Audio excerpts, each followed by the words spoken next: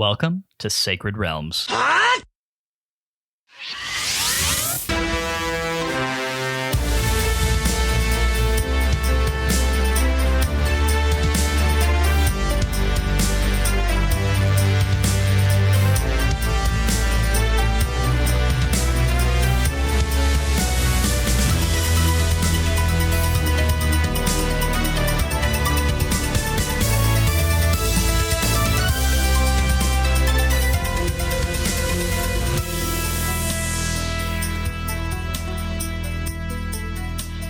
It's a great day in Hyrule, y'all. Welcome to Sacred Realms, a Zelda Retrospective Podcast. I'm your host, Lyndon Willoughby. I'm joined, as always, by my co-host, Matt Willoughby. Back in the courtyard, perfectly fine weather. Beautiful, beautiful fall evening out here, Matt. On the coming off the back of a wedding weekend. We've been hyping it up on this show forever. The wedding actually finally happened. We got Jackson married. He did it. He didn't walk down the aisle. I guess technically he did, but way before his bride. Yes, he got married. They said the I do's, did the whole kissy thing, and then we had a party afterwards, and it was a whole lot of fun. It was a great wedding. Seeing littlest Willowbro off to his honeymoon, where he is currently enjoying probably 80-ish degree weather and sun and some sea breeze, and on the place that nobody's ever heard of to take a vacation, which would be the island of Maui. Yeah, right? No one's ever been to Maui on a honeymoon before. No, I think he's probably having an excellent time. I actually think he was hitting up a little upland winery that they have there today. And it seems like they're having just a great time. So. They are. They even got to meet a winery cat, which was really fun for them. The winery cat's the best cat. So, yeah, no, I think they're having a great time. Regardless, it was an incredibly fun party this past weekend. We're very, very happy that we could, finally get one wedding down. Still, one more to go. Yeah. That would be mine. Whose is that? Yeah, that would be mine. Yes, you're already married. You don't get another one. No, man. I think 3 would have just been too many. Still got yours coming up in a few months, but we've got a little bit of time to rest and recoup, thankfully. But yeah, definitely a very fun weekend, and left me very happy that we did what we did and took a week off in order to build ourselves some production time runway. Absolutely. But we are still a week ahead. We are actually recording this the day episode 8 comes out. So we're here on Wednesday recording a week ahead, which we haven't done a week ahead in a very long time. If we get real feisty, we might be able to have editing done on this like 5 days in advance of the episode drop. Man, doesn't that sound nice? Like, I don't know. Fingers crossed. Now that I've said it, it's probably not going to happen. But, yeah, you don't jinx yourself about that. I can't even remember the last time that was the case. It's the same thing where we can't say that it's going to be a shorter episode than normal, because then it ends up being 3 hours. So yeah, we don't say that anymore after the last 2 Not times. when I'm here. Yeah, not when Max is here. And so introducing himself for the 3rd time this season, Maximum Nichols, welcome back. Thank you for joining us for the Sky City Temple.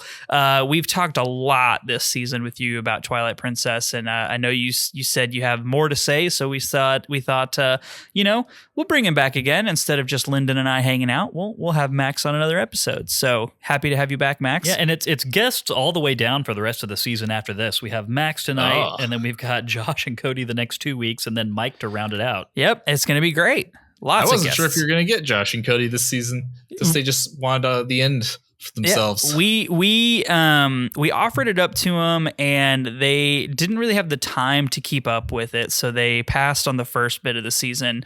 And we were just looking at the back stretch and brought it up again, and they were like, "Yeah, absolutely, we'll hop in at the end." So they're gonna be on. I think Cody's next week for the Twilight Palace, and then Josh is the week after for Hyrule Castle and the finale. So it's gonna be fun. So Max. Yeah. It hasn't been that long since we caught up, obviously. Like, we had you on for Snow Peak, which was, very recently. But I'm curious if you had a chance to listen to the episode that we released today. I know it's very short notice. I haven't. Okay. I have no idea what you said in that episode. Matt, would you like to clue Max into the crazy revelation that we had during the course of that episode? Yeah, and if you can cut this out if you want to, just for sake of brevity on the recording. But no, well, just so leave it in. Just sure. So Lyndon, Mike, and I all collectively decided that the Temple of Time was actually the most fun best dungeon in the game. more than Arbiter's Grounds or Snowpeak. Snowpeak. Yep. And you're pulling my leg right now? I am not at all pulling your leg. You're not. Nope. That actually happened. No, there was this weird thing that happened where as we were talking about the dungeon and kind of enumerating all of the things that we thought it was doing that were pretty interesting. I don't know. We kind of all just sat back and thought, you know what? I actually think that was it. That was the sweet spot. For a few different reasons. I don't want to go into it too terribly much on here, but very interested to talk to you about it once you've had a chance to actually listen to the episode and hear some of our thoughts about it. I know it's probably going to be an unpopular opinion overall. I mean, it's not a bad dungeon, and it does some things differently than other ones. And if those different things are to your tastes, I can see why it'd be someone's favorite. Yeah. It was a lot of fun. We enjoyed it quite a bit. But we already talked about Temple of Time last week. So we've got an interesting section here. So something you and I, Lyndon, have been talking a lot about over the last couple of weeks is the in-between sections being sparse to non-existent, and that is not the case this week. Yeah, we definitely are in for a little changing of gears here, which I think is going to make for some very interesting conversation. I'm really excited to get into it. Before we do housekeeping and then get into the Sacred Realms rundown, though, Max, I have to ask, you as a lifelong Zelda fan, are living in a very interesting time with all the rest of us Zelda fans right now, in which we have 100% official confirmation of the fact that a movie is being made based on this property. And obviously don't want to get into it too terribly much just because there's very little that we actually know about it. But I am curious to hear your first blush thoughts, especially given that we've all had years and years and years to think about, like, well, how could they do that, you know? Yeah, I mean, I'm pessimistic. Like, I don't think it's going to be good. But I think it'll be fine. Probably. Kind of like the Mario movie. Yeah. I don't think Zelda is very well suited to being a movie. At least not the things that I like about Zelda, which is mostly a sense of exploration and discovery and a feeling of being smart because you solved puzzles. Like, that kind of stuff, like, it's hard to translate to a movie. And I also am probably going to be, it's going to be impossible for them to handle the character of Link in any way that doesn't rub half the fandom the wrong way, no matter what they do. Like, that's just a doomed task for them. I feel sorry for them. Yeah. I was encouraged when I saw someone unearth a tweet from the director of the movie, Wes Ball. He's the only thing else he's really done was he directed the Maze Runner movies.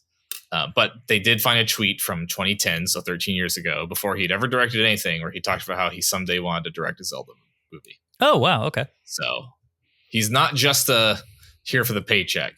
He sounds like he's got some history with the series as a fan. Bringing in some, at least some knowledge that might be helpful to fall back on as he's trying to tackle this truly like monumental task.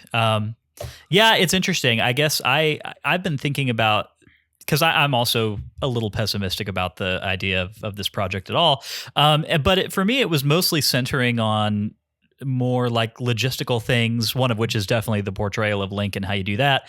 But then also the difficulty of trying to make a live action movie feel authentically Zelda without, feeling goofy and then thinking about like, well, what flavor of Zelda could they even be leaning on for this? Lots of pitfalls. I'm seeing. If they wanted to save money, they could go Zelda 1 and just do like low fantasy medieval.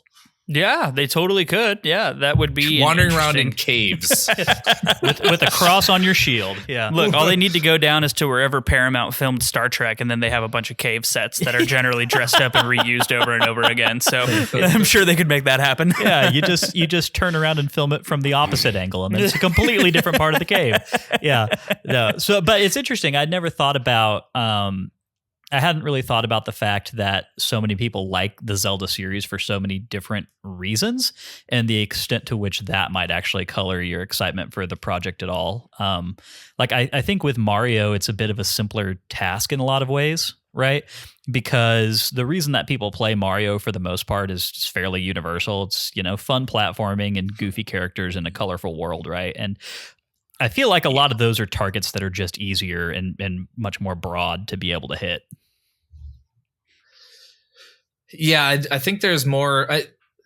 The one thing Zelda has going for it on that front, maybe even more than Mario, is that Zelda has encompassed so many different styles visually and tonally over the many years.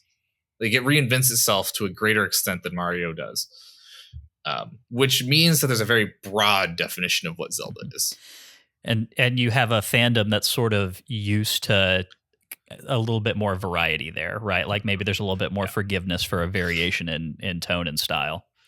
One thing that's worth noting, like kind of business-wise, like Nintendo's goal here is to bring in big new audiences. They want to familiarize people who don't play their games with their characters via movies. So like they're not targeting Zelda fans with this movie. They're taking Zelda fans' tickets as for granted. Yeah. And I mean, that's, not necessarily for better or for worse, basically. Like, I don't have an inherent problem with that. But like, they're trying to go big tent. They want their characters to be the glue that binds together, like their movies, their games, their theme park, etc. Yeah, I think that is a good thing in and of itself. The execution is what's up for debate, right? I do think what's nice about that is that it basically precludes what I was almost sure Nintendo was going to try and do if the Mario movie was successful, which it definitely was. What I was worried was going to happen is that they were going to try and do the shared universe thing that's sort of vogue right now. God, right? I would die if they tried to make a Nintendo connected universe. Yeah, and that they were going to try and keep it all within kind of like a stylistic umbrella together, and then in 7 years we would have like a Super Smash Brothers movie. Right? That would be horrible. They already did that. It was called Wreck-It Ralph. Ah, that's true. Wreck-It Ralph was good. I liked Wreck-It Ralph. The first one. I never saw the second one. Anyway. Yeah, it was. It was fun. It was fun. It was fun. It was fun. Sure. Yeah. It was doing cheeky video game reference movie before that was really on the table, right? Yeah. So I do appreciate it for that. But sure. Anyway, we'll see what happens. I'm not going to ask you to give us your fan casting, Max, but but it's going to be fun to see how that all unfolds. I do think it's interesting that Sony Entertainment is involved in the production. Which I think that's a sentence that sounds really weird if you are primarily coming from the game side of things, but when you factor in Sony Entertainment as just the massive brand that it is in the entertainment world generally, right? In the realm of movie making, I think it does make a little bit more sense. It is still a little goofy when you just say it, like Nintendo and Sony teaming up to make a Zelda movie. Okay. I'm sure that sentence alone has Phil Spencer just rolling around in his bed at night, sweating bullets.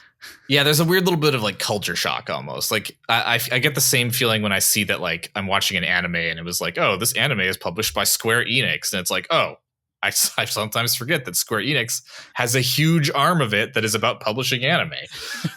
Not Final Fantasy. Half their business. Yeah. So that's kind of the same deal with like Sony and movies. Sony does make great TVs though. I love Sony TVs. But anyway, different division, Matt. Digressing. Totally digressing. The Legend of Zelda movie will play inherently better on Sony TVs than Samsung TVs. Optimized for Sony television sets. Oh, boy. All right. Well, it's been a fun little conversation. Of course, we'll continue checking in as more news becomes available, which it probably won't for a very long time. Yeah, this is still a good ways away. Yeah. I mean, I honestly think we get a sequel to the Mario movie before this movie ever comes out. That is totally possible. Like I could kind of see that happening, but we'll see. All right, y'all, let's get into the housekeeping and then roll on into this episode. If you didn't know, Sacred Realms is a weekly re-examination of The Legend of Zelda, one little slice at a time. Sacred Realms drops every Wednesday and is available on all major podcast networks. TIE Fighter. Woo, he's coming in low.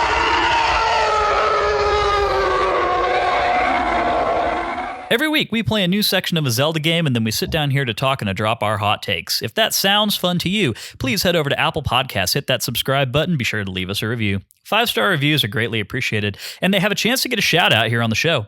If you want more Sacred Realms in your life, you can head over to patreon.com/sacredrealmspod and get access to our Discord channel, listener mail, vote on what game we play next, and much.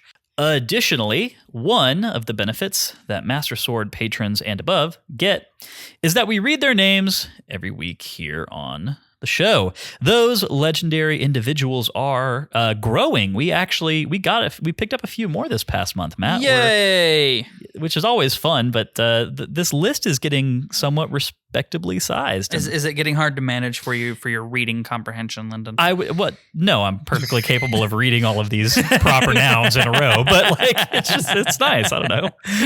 Those legendary individuals are Joseph, Nintendo, Adam, Sakura Sky, Art, Jeremy, Cosmic Link, Dante 2, Tom, Andy, Stephanie, Billy, Connor, Rachel, Shepherd Street, Matthew, Chris, Daniel, Fallout 907, Kelso, Chris, Tiffany the Star, Daxel, Patrice, Stephanie, Dark Nuck, Il Maestro himself, Brian, George, Mike, Dylan, Lennon, Kolku, Aiden, Rowan, Josh, Nick, Dante, Gep, Brittany, Davey, Haru the Mighty, Derek, Albert, Mark, Andy, Cameron, Ben, Daniel, Nick D_TV, Travis, Hyrule Interviews, aka Max Nichols, Garrett, and Drew.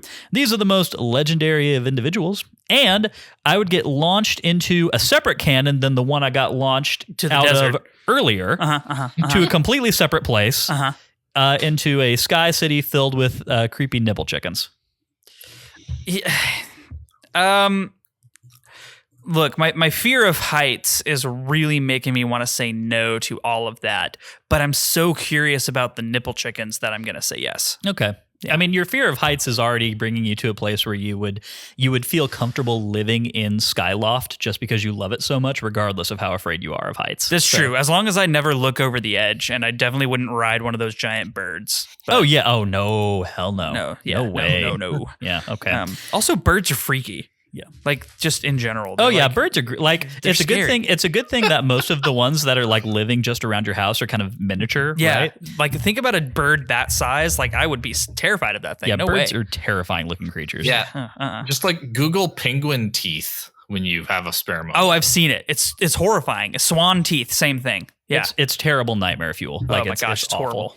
One or two things left to talk about before we get out of the housekeeping. One of the things we mentioned as a benefit of being a patron of ours is that you do get to vote on what game we play next, and we're currently in that phase of life. We're coming toward the end of the game, which means it's time to figure out what we're playing next. Go vote on things. Yay. So the vote for the Season 11 game is currently up in the Patreon. I believe that I said it's going to close on November the 29th at 11:59 p.m. That sounds right. I'll correct if it's wrong. Regardless, we have a few different options to choose from, mostly top-down Zeldas, but we did throw a Zelda-like in there as well. It is not currently winning, but we just figured instead of deciding like, hey, we're going to do a Zelda-like now, we would give our patrons the opportunity to vote on if that's something they wanted us to do at all. So. Yeah, absolutely. And it's a good poll. We've got Minish Cap. We've got an Oracle of Ages / Seasons double feature, which would take up 2 seasons. That wouldn't just be 1 season. That would be a back-to-back. So that would be season 11 and 12. Yeah, and I think we're going to do back-to-back top-downs now anyway. Yeah. We're just giving it up that you will do both of them, or we'll do Minish Cap and then, or whatever wins, yeah, and right? Then of course, Spirit Tracks. Ugh, God, please don't vote for that. Just some people are for multiple reasons. Some people just gotta rip the Band-Aid off. See, that's what some people have said. Other people have said they just want to listen to us suffer. Which that is the argument. Yeah, fair. Mm-hmm. But So look, lots of things to say there. Also, if you are a patron, specifically a big Goron Sword patron, please check your Patreon inbox. We've gotten some new ones since our last round of cards went out. We're working on the next round of cards, and we need a good mailing address for you. So we have sent DMs to all of our big Goron Sword patrons who we do not have mailing addresses for. So please, if you are a big Goron Sword patron, go check your Patreon DM. And if you have one from us, please respond and let us know where we can send those cards, because you pay for them and we want to get them to you. Absolutely. One last order of business. And you know what that order of business is, Matt? Whiskey bit. Whiskey bit. All right, cool. So the whiskey that we are partaking in tonight is actually a very special little concoction. Not available anywhere. Not available anywhere except right here. This would, of course, be the Whiskey Trek Wedding Blend, which is a blend of select whiskeys that Jackson put together to give out to people during his wedding reception this past weekend. Which was really fun, and it's delicious. So a lot of you may not know this, but Jackson actually has his own little channel. It's called Whiskey Trek, where he and his now wife sample different whiskeys and give reviews and all kinds of content. And they're working on building that channel out. Matt, what is the social handle for Whiskey Trek? It is at whiskey_trek, and that is WHISKEY_TREK. Yeah. Whiskey and Trek, as in a trek amongst the stars. Indeed. The logo may look familiar to people who are fans of that genre. So, anywho, Jackson was kind enough to provide us with a sample of the wedding blend to try tonight, and we told him that we would let all of our listeners know where to check out his content in exchange for that generous gift. The wedding blend is a blend of Old Forester 1910, Old Forester 1920, Old Forester Rye, Jack Daniel's Bonded Rye, and Larceny Barrel Proof. Jackson says basically what that makes this in whiskey terms is a Burr Rye, which is a basically half and half bourbon and rye mixture, which he's a great fan of, as am I. Yeah, as am I. All right, so here's to Whiskey Trek and Jackson's nuptials. And to Jackson's nuptials. Cheers. Cheers.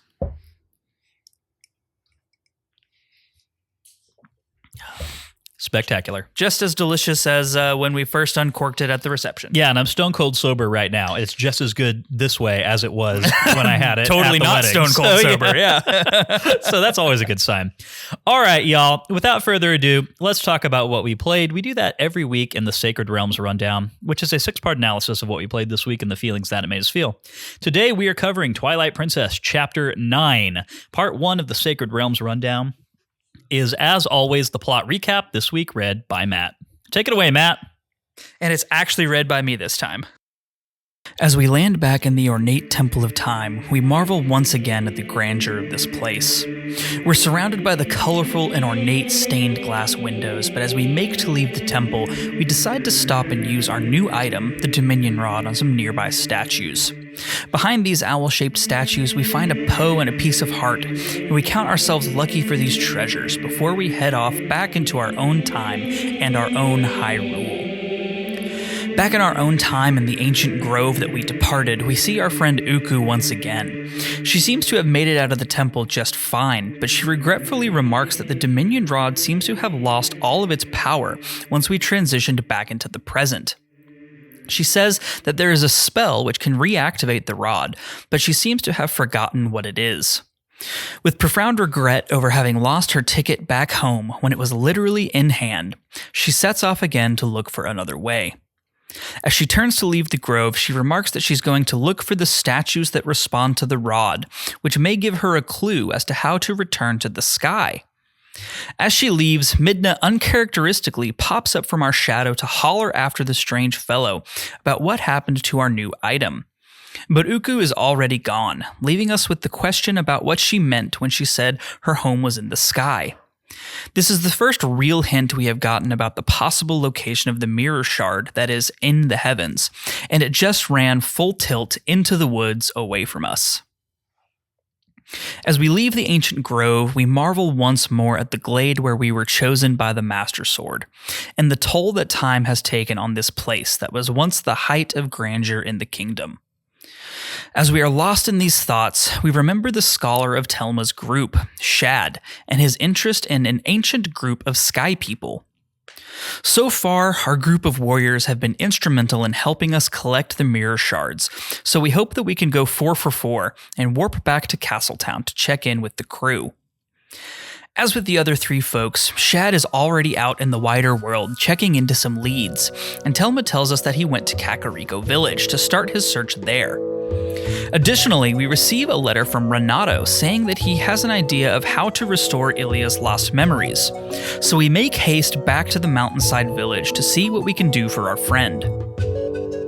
We arrive to find one of the Goron elders, Darbus, and Renato all gathered around Ilia in the sanctuary. Renato's plan is to retrace Ilya's steps to hopefully find something that will trigger her memory. The key point is that Ilya has partially remembered something about the Rod of the Heavens, which piqued Shad's interest and now our own. Shad is down in the basement investigating an owl statue and some accompanying cave carvings, and it seems that helping Ilya will be the key to furthering our search for the mirror shard in the heavens, so we start the investigation back in Castletown, where we first found Ilya after her capture by the Bulblins. Back in Telma's bar, we talk to Telma about anything that can help us retrace Ilya's steps prior to arriving here. The only person that Telma knows for a fact interacted with Ilya prior to her taking up residence in the bar is the curmudgeonly old doctor. She gives us some much-needed leverage for our conversation with the doctor by supplying us with his sky-high bar tab. So we make our way to the nearby medical office to strong-arm the doctor into giving us some information. Unfortunately, he doesn't have much for us to go on, saying that not only can he not repay Telma, but he also lost a valuable-looking wooden totem that he took from that girl as payment.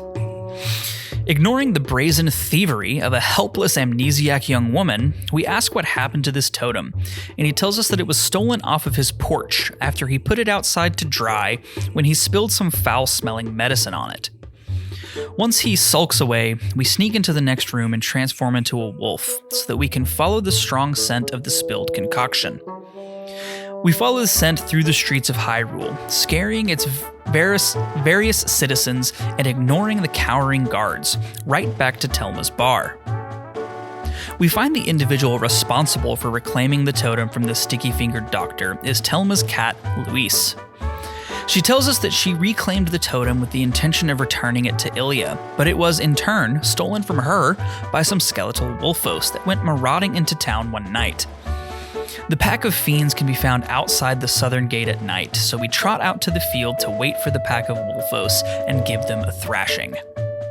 With the totem reclaimed, we warp back to Kakariko Village to showcase our find to the group. Once we return with the totem, it sparks a memory from Ilya about her time in captivity. Apparently, she was not alone wherever she was being held. She doesn't remember any specifics about the person or the place, but the revelation of being accompanied in captivity means that her companion is still in danger. Try as she might, Ilya is unable to recall any more specifics, but one of the Goron elders recognizes the statue and knows where to look. He talks about an old and abandoned village north of the Elden Bridge, which was blocked by a rock slide recently. The village was home to the tribe that protected the Hylian royal family long ago, and their architecture and symbolism heavily featured aesthetics like those visible on the wooden totem. He sends Darbus to the closed-off entrance, telling us that the rock slide will be no issue for a Goron of his might. He marks the place on our map, and we follow the immense Goron chieftain to the cliffside entrance at once. The road leading to the village is swarming with Bulblins, and Darbus warns us that the village beyond is similarly infested. But we enter the abandoned town to see a completely dilapidated set of buildings flanking a central street. And true to the Goron Patriarch's warning, a host of Bulblins ready to use us as a human quiver. We take stock of the surroundings and get to work with our trusty hero's bow and the Master Sword to clear out the town. We make fairly quick work of the 20 enemies, and when we slay the last creature, we see the door on the far side of the village slightly crack, its door open. We walk over to the far end of town to see a wizened woman exit the small house to observe her monster-free town. The old woman introduces herself as Impaz, the last descendant of the people who once inhabited this entire town. She starts stumbling over her words in her excitement, and she seems to think we're some kind of savior, and not in the sense of having rescued her from some monsters. Once she seems to have regained some composure, she confirms the story of the village as told by the Goron elders. And once we confirm our name for her, she tells us about her time spent with Ilya.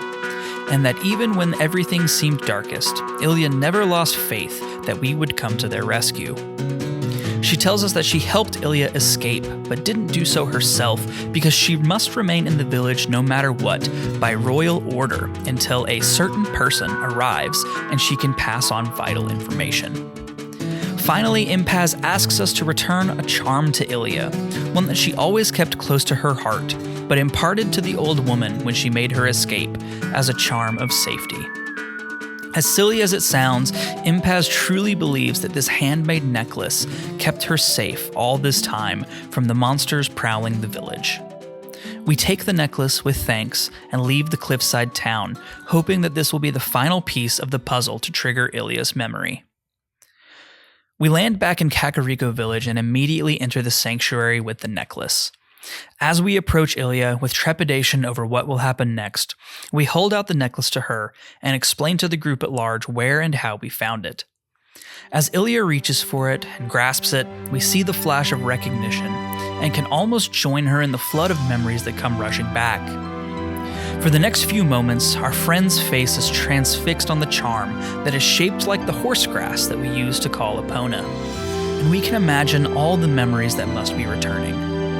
One in particular, a simple time in the spring of Ordona, with just her and Epona and us, enjoying the cool water, the fresh air, and beautiful summer sun. All of a sudden, Ilia's eyes clear, and they meet ours. The recognition that is in them brings us the final breath of relief that we've had pent up since waking up in a Twilight Hyrule castle so long ago. As a tear rolls down her fair cheek, she looks up at us and remembers that we have been together, friends, always.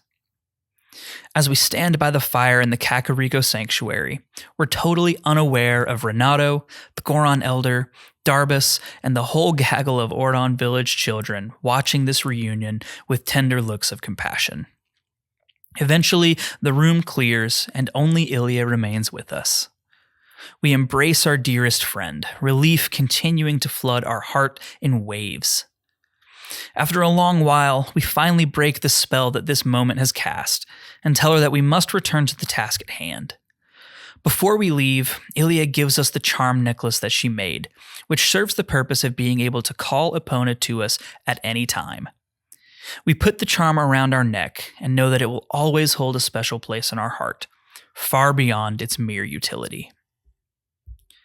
As Renato re-enters the sanctuary, Ilia corrects something that she was talking about earlier regarding the Rod of Heavens.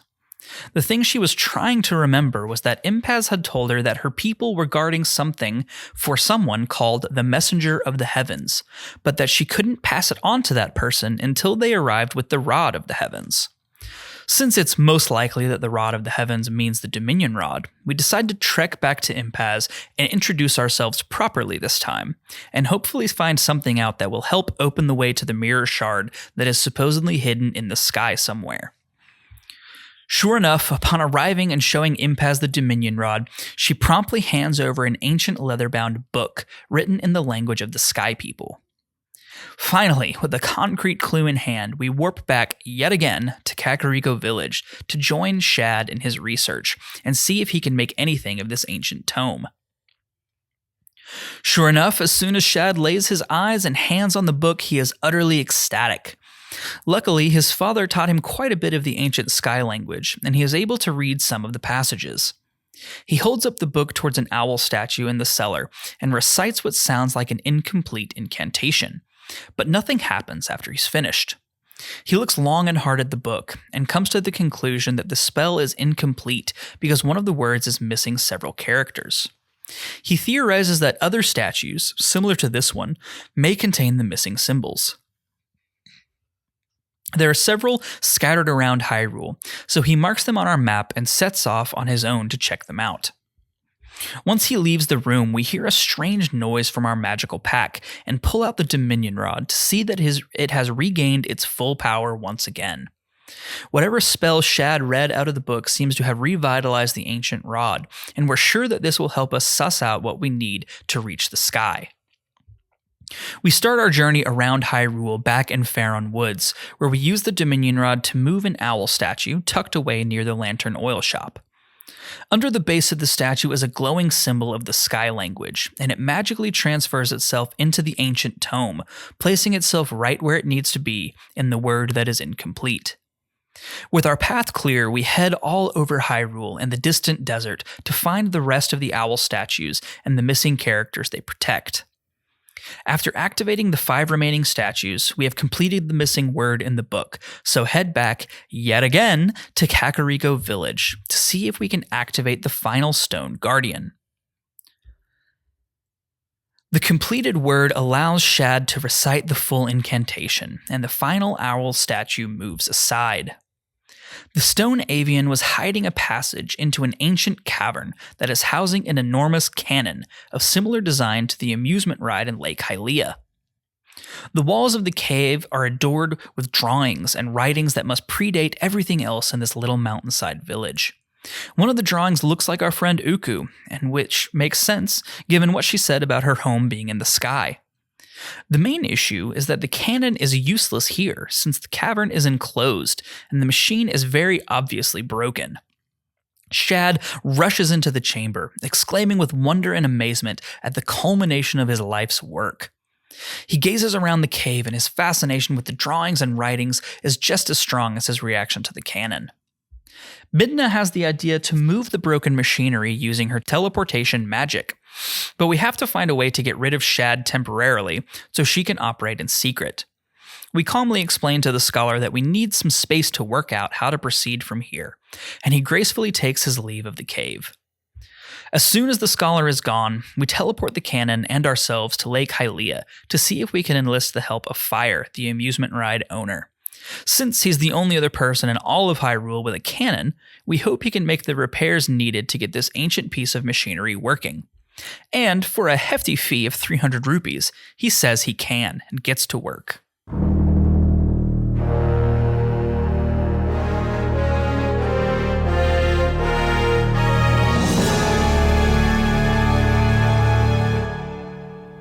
After several days of work, the cannon is operational, and Fire promises that it will definitely have one heck of a kick.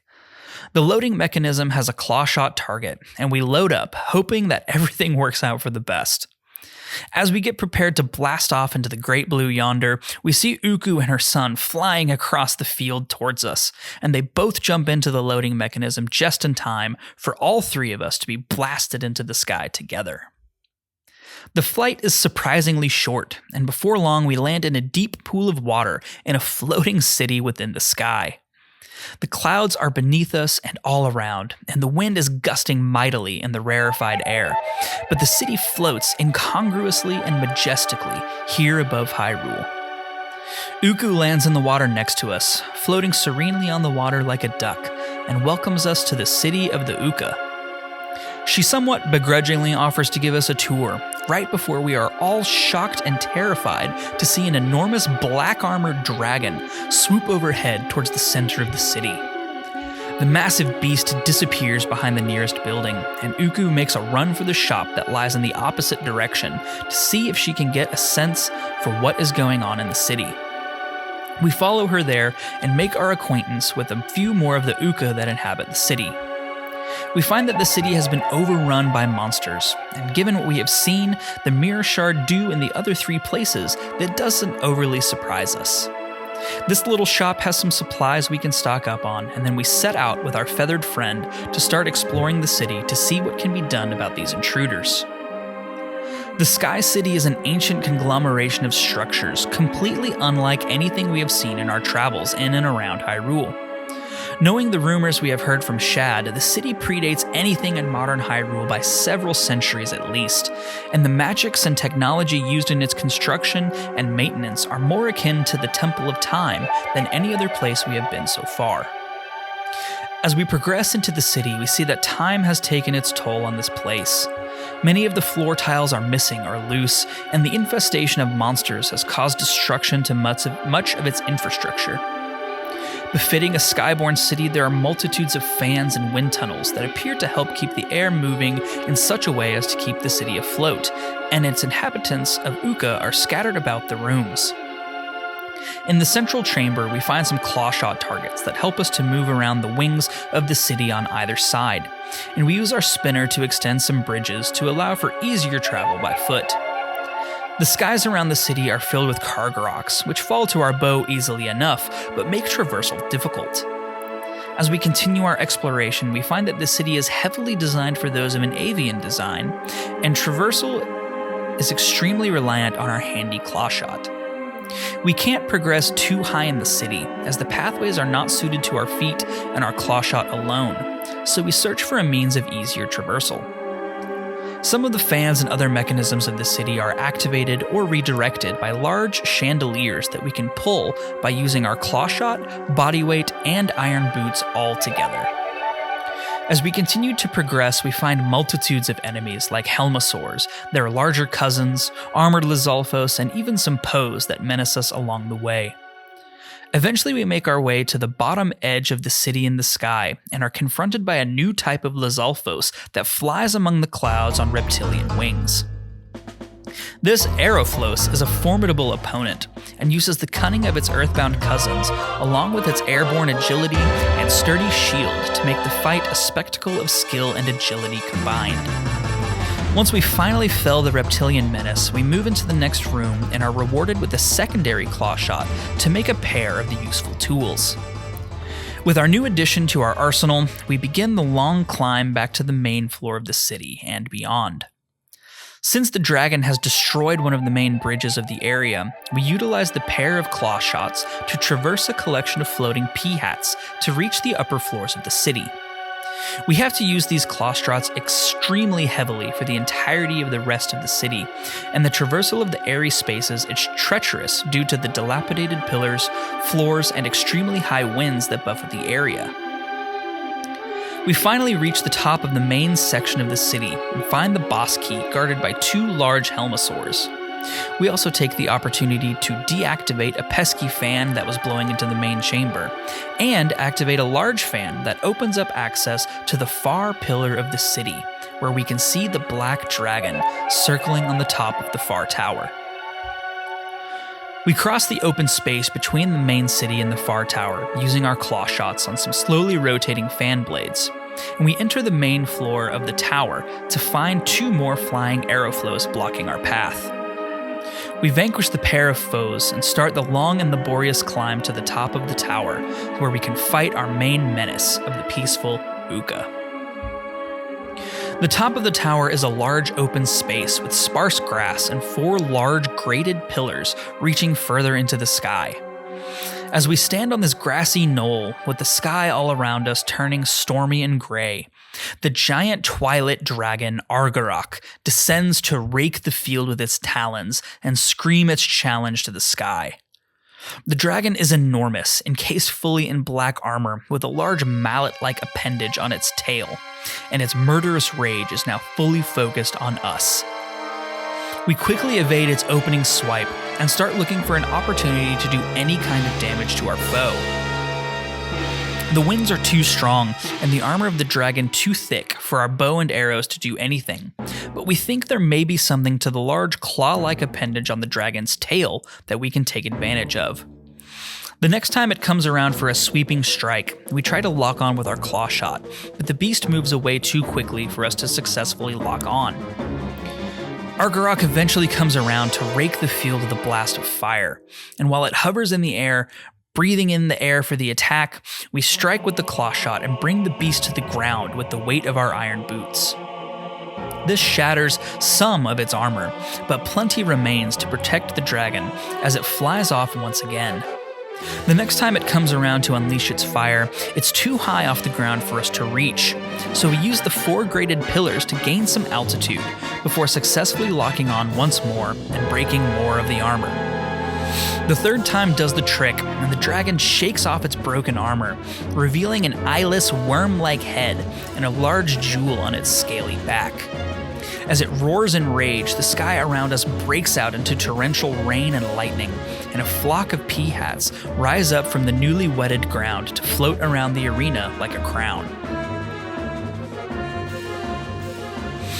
Argarok begins flying around the arena with increased speed and altitude, so we start climbing the 4 pillars with our claw shots once again to get on its level. As we reach the top and hook to one of the pea-hats, the dragon comes to level in the center of the ring and takes aim with its fiery breath. There is nothing on the dragon for us to hook onto, so we begin swinging around the encircled pea-hats to avoid the flames as fast as possible. Eventually, we're able to get fully behind the monster, and the large jewel on its back is large enough to hook. So we latch onto the dragon and hack away at the jewel with the Master Sword. The beast shakes us off and takes off circling once more, but now we know what to do to bring the monster down. After 2 more attempts at barbecuing us without success, we land the killing blow on the beast's back, and it falls to the ground of the arena in its final agonized death throes. As it explodes in glorious fashion, the final mirror shard is revealed, and Midna takes it safely into her possession. We're grateful to have this arduous fight behind us, and we look forward with longing to putting our feet back on solid ground where they belong. The city of the Uka is safe, and with the dragon and the mirror shard gone, we're confident that the infestation of monsters will soon follow suit. All that's left before us is to reassemble the mirror, challenge Zant to save the Twilight people, and use him to track down Ganondorf so that we can safeguard Hyrule from further menace. It seems like we're near the end of our journey, assuming we can win out against these powerful foes, but we know that the danger is far from over, and more likely than not, far greater now than ever before. Well done, as always, Matt. That brings us to Gatsby. Must you? He says, I'm feeling rambunctious. You were a spirited boy. We love you, but you're a lot right now. Down. This brings us to part 2 of the Sacred Realms Rundown, which is our takes where we talk about this section of the game and how it made us feel. Alrighty, Matt, you've already teased a little bit about some certain specific ways that this chunk of the game is different than the past few weeks, especially in terms of the activities that we have to get up to between dungeons. So I think that's going to be the main topic of conversation in this little area right here. Yes. Max, I'm going to throw it over to you first. How are you feeling about the activities we get up to between Temple of Time and the City in the Sky? It was kind of a pleasant surprise to have more stuff to do again. But it doesn't feel like a throwback to the beginning of the game because the nature of what you're doing between these dungeons is very different from the the linear plot set pieces from the first half of the game. Right? It's a lot of go find these eight things that are spread around and they're marked on your map. You can do them in any order, and there's no dialogue, or there's go find this place. Here's a few words of clues about where it is. And then you get there and there's some fun gameplay. So it's it's kind of unique in the stretch of this game. This little time between these 2 dungeons feels pretty unique. Yeah, it's definitely interesting because even though everything that we do here does take you kind of all around the map for the most part, we don't get back to Snow Peak, but we do revisit most corners of the map that we've come to so far. And you could say that is a good thing in and of itself, just because you're traveling around, and it's taking up time, like you're getting more use out of these spaces. But I do think that there is a shallowness to these events that kind of doesn't allow them to pop in the same way as some of that early game stuff. And on top of that is the fact that in the early game, we were discovering new places. Yeah. Right? And that always helps. Yeah. I think my blush thoughts is I like the idea of what was done, right? And I think that there are parts of this that are really good. I think the quest to recover Ilya's memory, tying up that loose thread, and they definitely left this open-ended for this purpose, right? So that they would have this to kind of close off the main part of the game with, right? And as we're moving into the finale now, they wanted to tie up one last big character moment, and it's arguably the big character moment for our non A and B character, meaning Link and Midna. And so Ilya being the kind of romance or the best friend, if you don't want to take it to a romantic place, but I think undoubtedly it is romantic. So they left this here intentionally, right? And I actually think the recovering Ilya's memory quest is good. It was when we started trying to get the characters for the Skybook was tedious and shallow. Yeah. And didn't love it. So let's split those things real quick and Yes. talk about them one at a time. Let's talk about Ilia first and the plot ramifications and the tying up of the Ordon village story. Real quick before we do, overall, some of the stuff that happens in this section feels like filler, but I don't think it is. I think the dev team was purposefully trying to force us to travel around the world to expose us to opportunities to explore and find stuff, right? They basically are like, okay, there's a bunch of heart pieces. The players are only now really able to explore everywhere. Let's get them out into that world that we made so that they'll actually explore it. I think that was their goal. Well, I think they were successful in that goal because I can just say anecdotally from my end of things, there was quite a lot of me peeling off because peeling off of the main track I was on because I noticed like, here's some hookshot targets, here's a spinner rail, stuff like that. Yeah. You know? It's funny. I actually didn't do that because I knew our dungeon item this week was the double claw shot. And so I was like, after I get the double claw shot, I'll go back and finish these things. And so, for me, it wasn't successful, but like having said that, Max, I kind of wish that it had been for me because that would have been a good opportunity to at least wrap up some stuff that I didn't do. And I probably should have. So maybe I'm just dumb. No, I mean, it's tough because I think at this point in the game, Matt, you and I are usually making a beeline towards dungeons and leaving ourselves room in like the final episode or two to go clean up some of this stuff. Right. So I can totally see where you would have wanted to put some of this off until next week or maybe the week after. But I think they were pretty successful in what you're talking about, Max. And I do admire that as a decision. Like if you're going to try and find a somewhat organic way to funnel people into discovering those things, especially in a world like Twilight Princess, where, in a top-down Zelda, you don't really have this issue as much, right? Because the world you're looking at is so condensed on the screen. And so the little hints and stuff in terms of like, oh, I couldn't get up here before, but I need to come back later with a specific item or whatnot. You tend to see those more and more, like on a recurring basis throughout the entire time you're playing the game. But in the 3D games, especially this one where, let's be honest, none of us are spending any more time just wandering around Hyrule Field than we absolutely need to. And so you can miss a lot of those things. So, if that was the intention, then I respect it as a goal. We don't need to dig back into all the world design stuff again we talked about last time, but real quick, after playing this game, it makes it much easier to understand why in Skyward Sword, the next game after this, they decided to not have an overworld. Yeah. Because it wasn't successful here. They tried to do it and they had a lot of trouble with it, and they were just like, maybe we just don't need it. In the next one, they got a little bit there already with the like cannons sending you to new areas in this one. Yeah.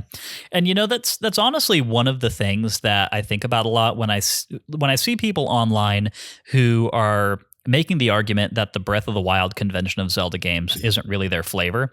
They'll say like, it's a objectively great game, not my flavor of Zelda game. I want bigger and more complex experiences in the Ocarina, Wind Waker, Twilight Princess, Skyward Sword convention of Zelda. One of the things that I think about a lot when I see that is this exact issue, which is that if you were going to continue doing that ad infinitum, then there would be pressure to just continue doing what Twilight Princess did over Ocarina of Time, right? Which is make your world space larger and more intricate. And the trouble that comes baked in with that is that it's tough to think of ways to make a Hyrule Field sort of situation work and be interesting if all it's doing is being bigger and prettier, if you don't have the Breath of the Wild sort of sandbox trappings of it. It's definitely a hard problem to solve. And they try to solve it again every time. Yeah, that's for sure. We're going to have to wait a very long time to see whether or not Nintendo tries taking another crack at this in a 3D game. Can you imagine another 7-year gap between Zelda games? I don't know. It's hard to imagine that they'll go back to this kind of thing after Breath of the Wild and Tears of the Kingdom having been so successful, but who knows? We'll see. Okay, so let's talk about the resolution of the Ilia quest and basically the end of the story that began in Ordon Village at the beginning of the game. I just want to say that for me, I found this from a story standpoint to be fulfilling and to be actually fairly emotionally meaningful. I was definitely catching a lot of the same vibes and feelings that made some of the early game rescue stuff feel successful, right? Moments where you're rescuing Colin or Beth and Mallow and Tallow, set pieces where you're directly involved in saving these characters that you've known since the beginning of the game. I think that those have all been good moments, and I think this is another good moment. I was a little disappointed by the moment. I don't think I'm jumping ahead here, but by the moment when she actually regains her memory, like it was very subdued and very kind of it. We've used this word a lot this season, but it felt a little perfunctory to me compared to the care that was put into like character-based cutscenes earlier. I don't even know if there was a cutscene. I think it might have just been a text box. There was definitely a cutscene. They were back in the Ordon Spring, and it's a mostly flashback-based cutscene. So definitely not quite as in-depth as like, when Colin has his big speech about what it means to actually be a hero, for instance. But I don't know. Maybe it's, I definitely don't want to say it was the most effective of all of these moments. But I did feel a little something here. And I'm in the same vein as you, Lyndon. I felt something here, but I also totally understand where Max is coming from, where this has been a game that has been so big in character moments and has really set that bar super high. And it leaving this till the end of the main game prior to the finale makes sense in some ways, but it almost lessened the impact because we're now so far removed from it.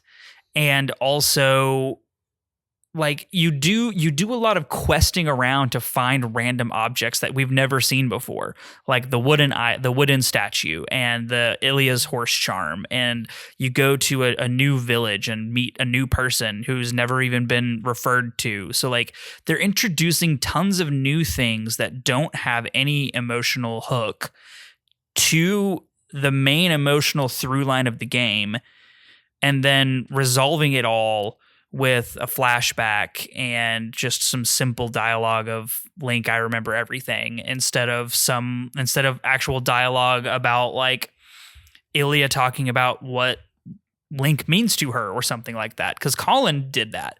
Colin was like, I understand now because of you what it means to be a hero and what it means to have courage. Like, you just get Link, I remember everything, and like that's kind of it. But like I kind of felt something, but also walked away from it with like, man, that really could have been more. There really could have been a lot more there, and there just kind of wasn't. I suppose one element here is that, like, story-wise, my take on Twilight Princess has always been that by the end of it, Link has grown beyond Ordon.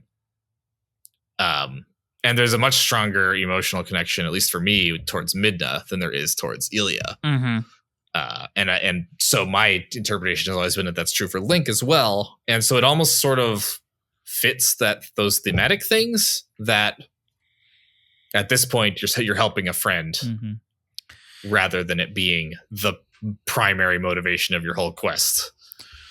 Yeah, I think that this might have worked just a smidgen better if we had been checking in with Ilia as a character more often in the back half of the game.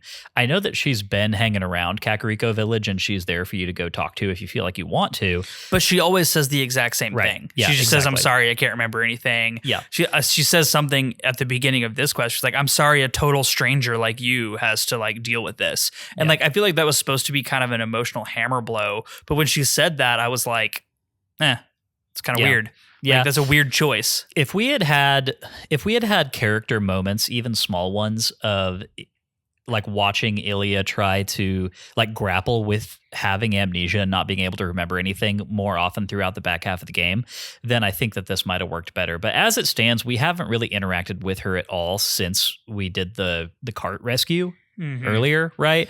And so I think that's an issue. That goes to what you're talking about, Matt, where this has felt kind of out of sight, out of mind for a while, and now it's just sort of like, hey, and let's get this finished. Let's tie this one up. Yeah.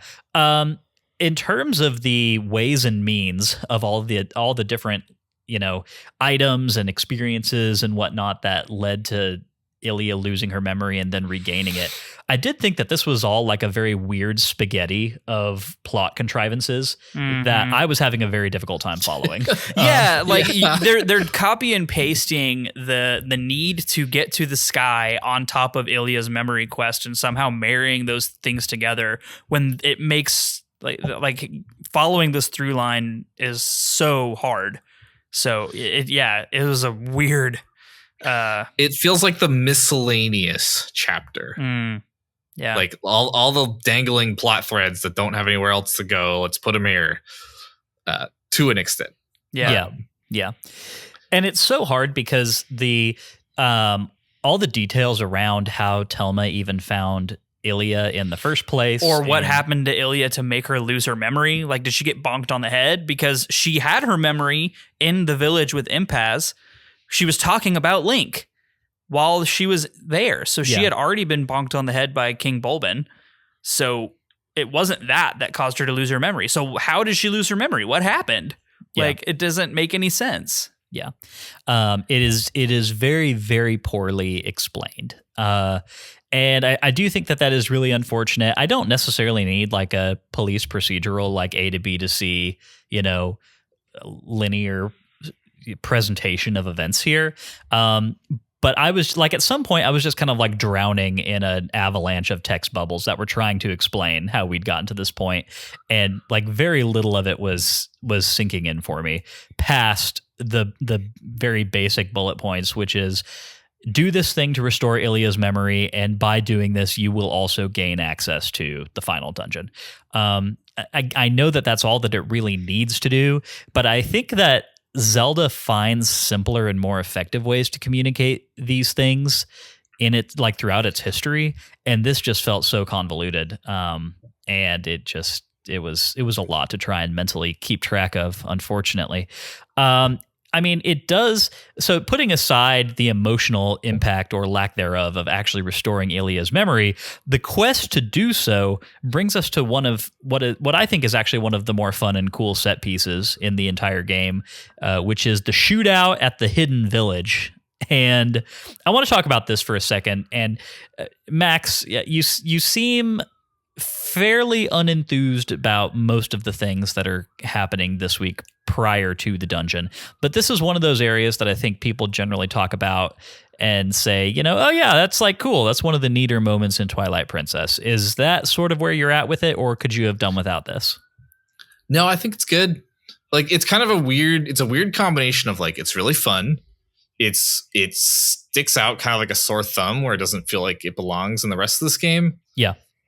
There's some like strangely disappointing things where you think you're gonna get like kind of this cool like lore story dump about like Kakariko Village and Impa, and like it amounts to nothing. So it's like a combination of both highs and lows that make it really memorable, which is why people talk about it a lot. But I did enjoy the actual gameplay of the shootout in the desert village. Yeah. Or not desert, but wasteland, whatever it is. The little canyon town, yeah. The Morricone Western village. Exactly right. And I think it's so funny because earlier when we got to the Kakariko Village episode, the Goron Mines, we were talking about how fun it was that Zelda was trying to slip into this gear that it doesn't do a lot, which is do a Western, right? Kakariko Village was very much like, this is what happens when Zelda tries to slip into some Western shoes, right? Put on a pair of boots. And it felt effective for the tone of the location of Kakariko Village because it felt like it had one foot in the Zelda door and one foot in the Western door. It was managing to be both things simultaneously. I will say the Hidden Village for me, as fun as it was, definitely felt like it took that other foot out of the Zelda door and was just like, all right, we're going to put both feet in the Western door, and this is just going to be a Western. It almost felt like an environment and a setting from an entirely different series of games. I would be excited. This is a weird thing for me to admit, but I would actually be kind of excited if they were like, we're going to make a Zelda game and it's a Western. Like, Link is a cowboy. You have pistols. Like, I'd be like, oh, this is an interesting direction for the series. But doing just here is a little weird. No, for sure. Like, it feels like someone had a little passion project that was, what if we tried to do this? And this was like his elevator pitch. And everyone was like, no, but cool thing. Let's put it in the game. Hey, Max. There's one other part of the game that was like this, which was that one big open air room in the mines, the Goron mines, where it was kind of like the same thing, where it was a shooting gallery with a bunch of all the bokoblins up high, and then you had the little rock. So actually, let me allow me to issue a correction here real quick, because I was browsing the Zelda Universe YouTube comments the other day, and there's one guy in there, and we don't typically go in and look at those really. We probably should more, but there's one guy in there who over the course of our last 3 episodes has been, with an increasing level of urgency, trying to correct us in the difference between Bulblins and Bokoblins in The Legend of Zelda Twilight Princess. Apparently we've been using them interchangeably, which I'm going to admit to, because I had no awareness of these being 2 separate enemy types within this game. I had no idea. To me, anything of like roughly Bokoblin Breath of the Wild size that's like shooting just bows and arrows and crap at me, like, to me, that's kind of a Bokoblin now. So Thank you, Breath of the Wild and Tears of the Kingdom, for that. But these are all Bulblins, Matt. And all of the dudes who are on pigback, who are shooting flaming arrows and stuff at us, like at the Bridge of Eldin section and whatnot. Sure. They are all Bulblins as well, which is why their boss is called King Bulblin. It's not his name. He's the king of the Bulblins. King of the Bulblins. Yes. So that's our bad. But what's the difference between a Bulblin and a Bokoblin? They are green instead of purple. And a little... it's like a goblin versus orc thing, right? Yeah. It's like, I mean... someone who's really into the Silmarillion can maybe tell you. Yeah, exactly.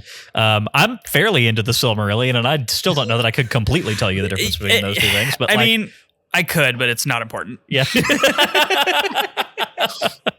It more or less comes down to the region that they are from, and like the lineage in which they trace back to. So like, gotcha. It's very minor. Oh, like orcs are from the Noldor and goblins are from... It's more like the orcs are the ones that have always been in Sauron or Morgoth's service and were bred for that purpose. Goblins are ones that like went and dug into the mountains and kind of went and did their own thing and then kind of almost like de-evolved, whereas orcs have been bred over generations to be like bred for combat. Right. You tried not to go down the tangent. I know, like you guys pulled me there, okay? What is the difference between Bokoblins and Bulblins? Don't know. We still don't know. No idea. But anyway, these were all Bulblins. There are Bokoblins in this game. Are they the purple ones? Yes, with the gray hair. Okay. Yes, those are Bokoblins. Okay, sure. So why not? There you go. But yeah, so there was a very similar section to this early in the game. You're correct about that, Max. So I have a question for you, Max. This hypothetical Legend of Zelda Western that you're talking about, would the title for that game be The Legend of Zelda Red Redemption? There you go. Ba-dum-ching. Yay. Yeah. I had to get that one off the should off be the brain. Ashamed of yourself. Yeah, it's right there. It's right there. No. So, okay. For my part, I think that shooting gallery is a fun thing to be doing in a Zelda game. To me, the shooting mechanics in Twilight Princess are not quite slick and responsive enough to make this as fun as it could have been. One thing that's actually frustrated me a fair amount in this game is whenever you find yourself up against archer enemies, they seem to be able to shoot faster than it's possible for you to get out your bow and draw and shoot them. which is kind of an irritating experience, right? Especially if you're close enough for their arrows to actually hit you. It basically means that you're taking a few hits before you have a chance to really do anything about it if you're trying to take them down with a bow. That wasn't as much of an issue here because this area gives you a lot of like long sight lines to pick these dudes off. It's not like it's really challenging or anything. I honestly wish that this got rejiggered to be a shooting gallery minigame after you'd already cleared this area. Yes. This game. Yeah. Why does this game not have a shooting gallery minigame? That's so annoying. The bow feels really good to fire, and I don't have enough opportunities to do it. Yeah, I totally agree on that. Especially when you consider that Ocarina of Time Majora's Mask really kind of did that very well. And I feel like there were mechanics in those shooting gallery minigames that you could have built on to make an even yet cooler shooting gallery minigame.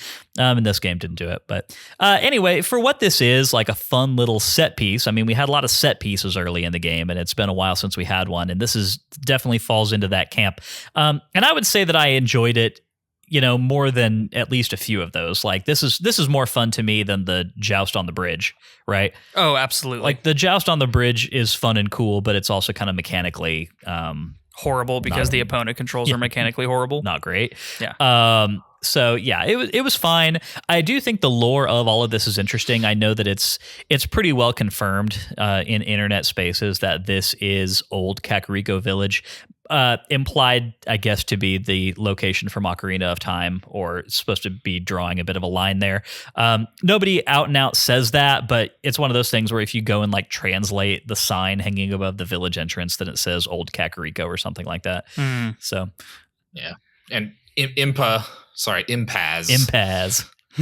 Totally not Impa. Says something about her family being tasked to guard this town forever or something like that. Yeah. Just like, oh, that sounds familiar. Impaz has a terrible job.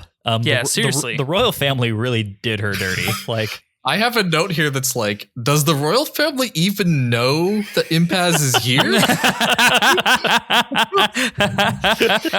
Like, there's no way that they know that. Just like, she's just been chilling in old Kakariko for generations. We beat the game, and Impaz comes back to the castle and introduces herself, and Princess Zelda's like, yeah, sorry, we forgot to pass that one down a couple generations ago. Our bad. I think it's implied that the town was populated and they were all murdered, right? Like, yeah, by the Bulbins. She's the sole survivor. Ooh, yeah. God, that sucks. Just had to keep that book. Is basically what happened in the other Kakariko village too, where all that's left is Barnes and Renato and his daughter. Yeah. Man, a lot of people getting murder killed. Yeah, rough times out there for Impaz, but she did exactly what she needed to. She kept the super secret special book, and we now have the book. So let's go ahead and start talking about the actual getting to the temple portion of this little quest, in which we meet up with Shad, the ginger nerd, the book smart dude from Telma's bar, who's doing research on an owl statue underneath of Renato's hut in Kakariko Village. And basically the substance of this quest is that you have to unlock a seal that's on this owl statue in order to get up to the temple. In order to do this, Shad takes a look at the book that we rescued from Impaz and says, hey, I think that this book might hold the key to an incantation which can dispel the seal on this owl statue, but it's missing some letters. Don't really know exactly where to find those, but apropos of nothing specific, there are several very similar owl statues scattered all around Hyrule, and I'm going to mark those on your map, and I can't imagine what help they might be, but you should go all around the world and look at them anyway. So that leads us on the quest to use the Dominion Rod on these owl statues to acquire runes that will allow us to unlock the one underneath the Kakariko Village. There was an interesting thing going on here that we haven't really talked about yet, which is the state of the Dominion Rod after it comes out of the Temple of Time. It has to kind of get juiced back up because apparently what happened is that passing back through the time gate in the Temple of Time accelerated the aging of the Dominion Rod to the point where it's burned it out. Yeah, burned it out. It's rusty and it's kind of disused, which I thought was actually really interesting. Like, not in any major way, but just like the time travel-y plot contrivance of like, oh, you brought this thing from the distant past, and when you brought it with you, it's like it had been laying there, in ruins the entire time. That was kind of interesting. So I liked that, actually. I thought that was a clever bit of world building. I thought it was pretty good.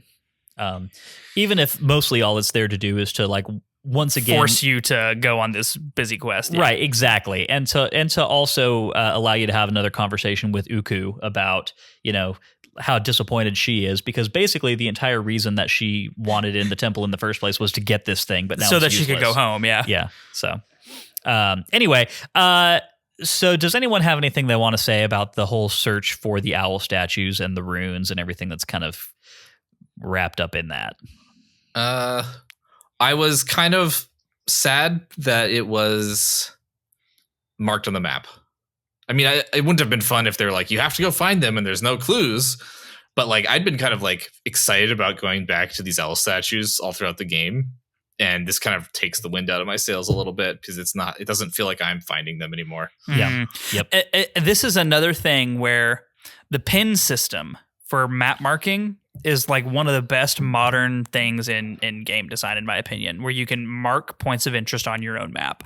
I think that would have been, I don't know if that was a thing at this point in time, but it would have made this a lot better to have someone early on in your quest, like even Uku, to say like, hey, if you see owl statues around, those are like leftovers from my people. Like, you should check them out when you have the ability. So then you're like, as you're going through the rest of the game, you see an owl statue and you're like, oh, I should mark that for later. Because then that helps you feel like you're the one who's doing the exploring instead of someone just telling you where to go. So pin systems I think are really fantastic for this kind of stuff. A pin system would have definitely alleviated this base issue, because that was my first thought as well, Max. As soon as I saw that they were all marked on my map, my brain immediately clicked into, okay, now we're in busy work mode. Yeah, we're just right? I'm task oriented now. All right, well, I gotta go here, and I gotta go here, and I gotta go here. And then my next thought was, what would have made this more fun? It's like, well, if they hadn't been marked, I would have had to actually explore the world and find them for myself. And then my immediate next thought was, well, that wouldn't have been fun to do in this world. So that's the base problem. Yep. Yeah. The conundrum. It is. But again, this is the second time I've said this episode. I think that this is the kind of thing that 2D Zelda just does better. Like, if we're talking about a game of like the Link's Awakening, Link to the Past, A Link Between Worlds variety, where you have a much more condensed overworld, right? And it's much less of a big deal to be keeping mental note of where stuff like this is as you're going through the game, and much less of a hassle for you to get back to it once you get to a portion like this. I think it's the kind of thing that just works better in that setting. And so, I guess an extension of that line of thinking is I appreciate Twilight Princess for trying a puzzle like that is something that I would expect to see in a top-down Zelda game, but it's one of the things that I just don't think translates as well as other conventions of the series do. It's just my opinion. Yeah, more or less agree. I have a note that Shad talks like Nigel Thornberry. Oh man, that is a deep cut callback to my childhood. Wow. Oh man, Tim Curry, living legend. Wow. Wait, that's Tim awesome. Curry voiced Nigel Thornberry? I'm like, actually, I need to double check that. That sounds right now that you've said it. Hold on. I mean, yeah, now that I'm imagining the voice, it's Tim Curry's voice. I had no idea. I think it's Tim. Yep, Tim Curry. Yeah. Look at you. I'm glad I didn't pull that completely out of my ass. And it ended up not being true. 80% out of your ass. Yeah. But it's like that. It's like a caricature of like a British dude. Yeah. Like a upper class British dude. where it's like who's just way too excited about a little everything. over the top. Yeah. Yeah. And it's funny because Shad's got red hair too. So really he's looking like Nigel Thornberry in his prime, which is hysterical to me. He's one khaki hat away from really doing the thing. Awesome. My favorite character moment for Shad is when he's just like watching you inspect the cannon and you have to go over to him like, hey, I'm going to do this thing that is your life's work. Can you get out of here? And he's like, oh yeah, sure. Why not? Sure. You do you. And I'm like, that doesn't make any sense, but okay. I have a note that says, poor Shad gets no resolution to his lifelong quests. And then a few bullet points down, I have another one that says, we do poor Shad so dirty. It's so terrible because he's so excited about it. And especially in terms of all the other members of the Order of the White Hyrule Lotus, right? He actually like gets to engage in his own quest thing. Yeah. Yes, he's actually like putting in work and effort. He's spent a lifetime studying all these things. And they actually took him to the correct solutions and locations, right? He didn't just give you a crayon drawing of a snowman with a red fish and then peace out. Right. He didn't summon a gold chicken and then say see you later. He wanted to stick around to the bitter end of this quest. And he didn't even get to meet Nipple Chicken. He didn't. He would have been He so should have excited. been launched up with us and then just hung out in the shop. Oh, dude, he never would have left. He would have been like, I live here now. Thank you. Adopt me, Uka. Yeah. I mean, I feel like that would have been a better resolution for his character, honestly. But I did just think it was so funny where we get down to that giant cannon and Link is basically just like, hey, I'm going to need you to leave. I can't do it when you're watching. Like, I have performance anxiety. Yeah. And Midna's like, I thought it was funny that Midna was like, do you think I creeped him out? It's like, wait, can he see her? Did he like see her floating above that thing? It's because like, that would be new. That'd be a new one. Yeah, because my whole thing here is like, I thought the reason we don't transform in front of people is because we don't want to freak them out. It would be too much to explain the whole like Shadow Woman transforming me into an animal thing. But like, if you could see Midna the whole time, then I really feel like Shad should have been able to stay. Like what else? Like he has seen the most bizarre thing. This would not be bizarre to him because he spent his life studying it. Maybe we should just let him help. I don't know. Maybe we don't have to pay Fire 300 rupees to repair this thing. Maybe we just pay Fire 150 rupees and Shad helps him do it in half the time. I don't know. At this point in the game, it does start to annoy me that like Link hasn't told his allies anything he knows. Like they don't know about Midna, they don't know about the Twilight, they don't know about any of it. I feel like there's no reason for it to be a secret. Yeah, no, he's playing it real close to the vest for no reason. I feel like if any one of these people knew that Link could transform into a wolf, like if Link just got the whole Telma's Bar crew out into Hyrule Field and was like, hey, y'all, check this out. And yeah. And Midna's just hanging out and like talk shop with them for a while. I really feel like everyone would have been okay with that. They would have Russell would have thought it was the coolest thing ever. Yeah. It's like, it's one of those things where it's goofy and funny, and that's all it would be if there wasn't a rule of the game associated with it. Like you not being able to transform in front of people is actually something that like hinders. Is annoying. Yeah. Like every time I warp to Kakariko Village, I run into the village and get yelled at before I remember to turn back into a human. Oh, that's funny. Yeah. Did you guys run into this problem? After you rescue Impaz, you go back for the 7th Howling Stone. And no matter where you are in the village, yes, this happened to me. You cannot transform for no reason, and that pissed me off so much. Just the minor inconvenience of having to walk the 150 yards out into another loading zone, transform into a wolf, and then back into the same loading zone. Like that just really irked me. And so yeah. The same thing happened to me, and it's frustrating because it's an inconvenience for no reason, and it's not even consistent. Like, even if the rationale is that the character Impaz was still hanging out outside the house, and when you go into where the Howling Stone is, there's no line of sight. That's the thing, and like it's so inconsistent because earlier in the whole quest, where you had to transform into a wolf inside of the medical building, and all you had to do was be on the other side of a curtain from the doctor. Like it worked fine there. So it's one of the reasons, going back to the Snow Peak episode where it was so frustrating having to get the scent for the reek fish. Yeah. Right? The reason that took me so long is because this game seems to have very inconsistent rules around how close and how far you can be from an NPC while transforming into Wolf Link, and it's just kind of inherently frustrating. But yes, that happened. You know what else is very inconsistent in this game, Lyndon? What? The length of your claw shot. Oh yeah, I have no freaking clue. No idea. Okay, I have two more notes about this section. Yes. One was the most hilarious contrived stretch of this whole set of like objectives is when they have this side point where like skeletal wolves came into Castletown and stole the wooden thing. Yeah, like, okay, sure. another point in the ineptitude of the Hyrule Royal Guard. Right. It's like, okay, I guess now we know the skeletal wolfos are intelligent, and also they care about this particular talisman, and they came into the town. It's a whole domino pile of. The skeleton wolf brings the wooden totem back to its mate and is like, "Hey babe, I thought this might look nice in the den."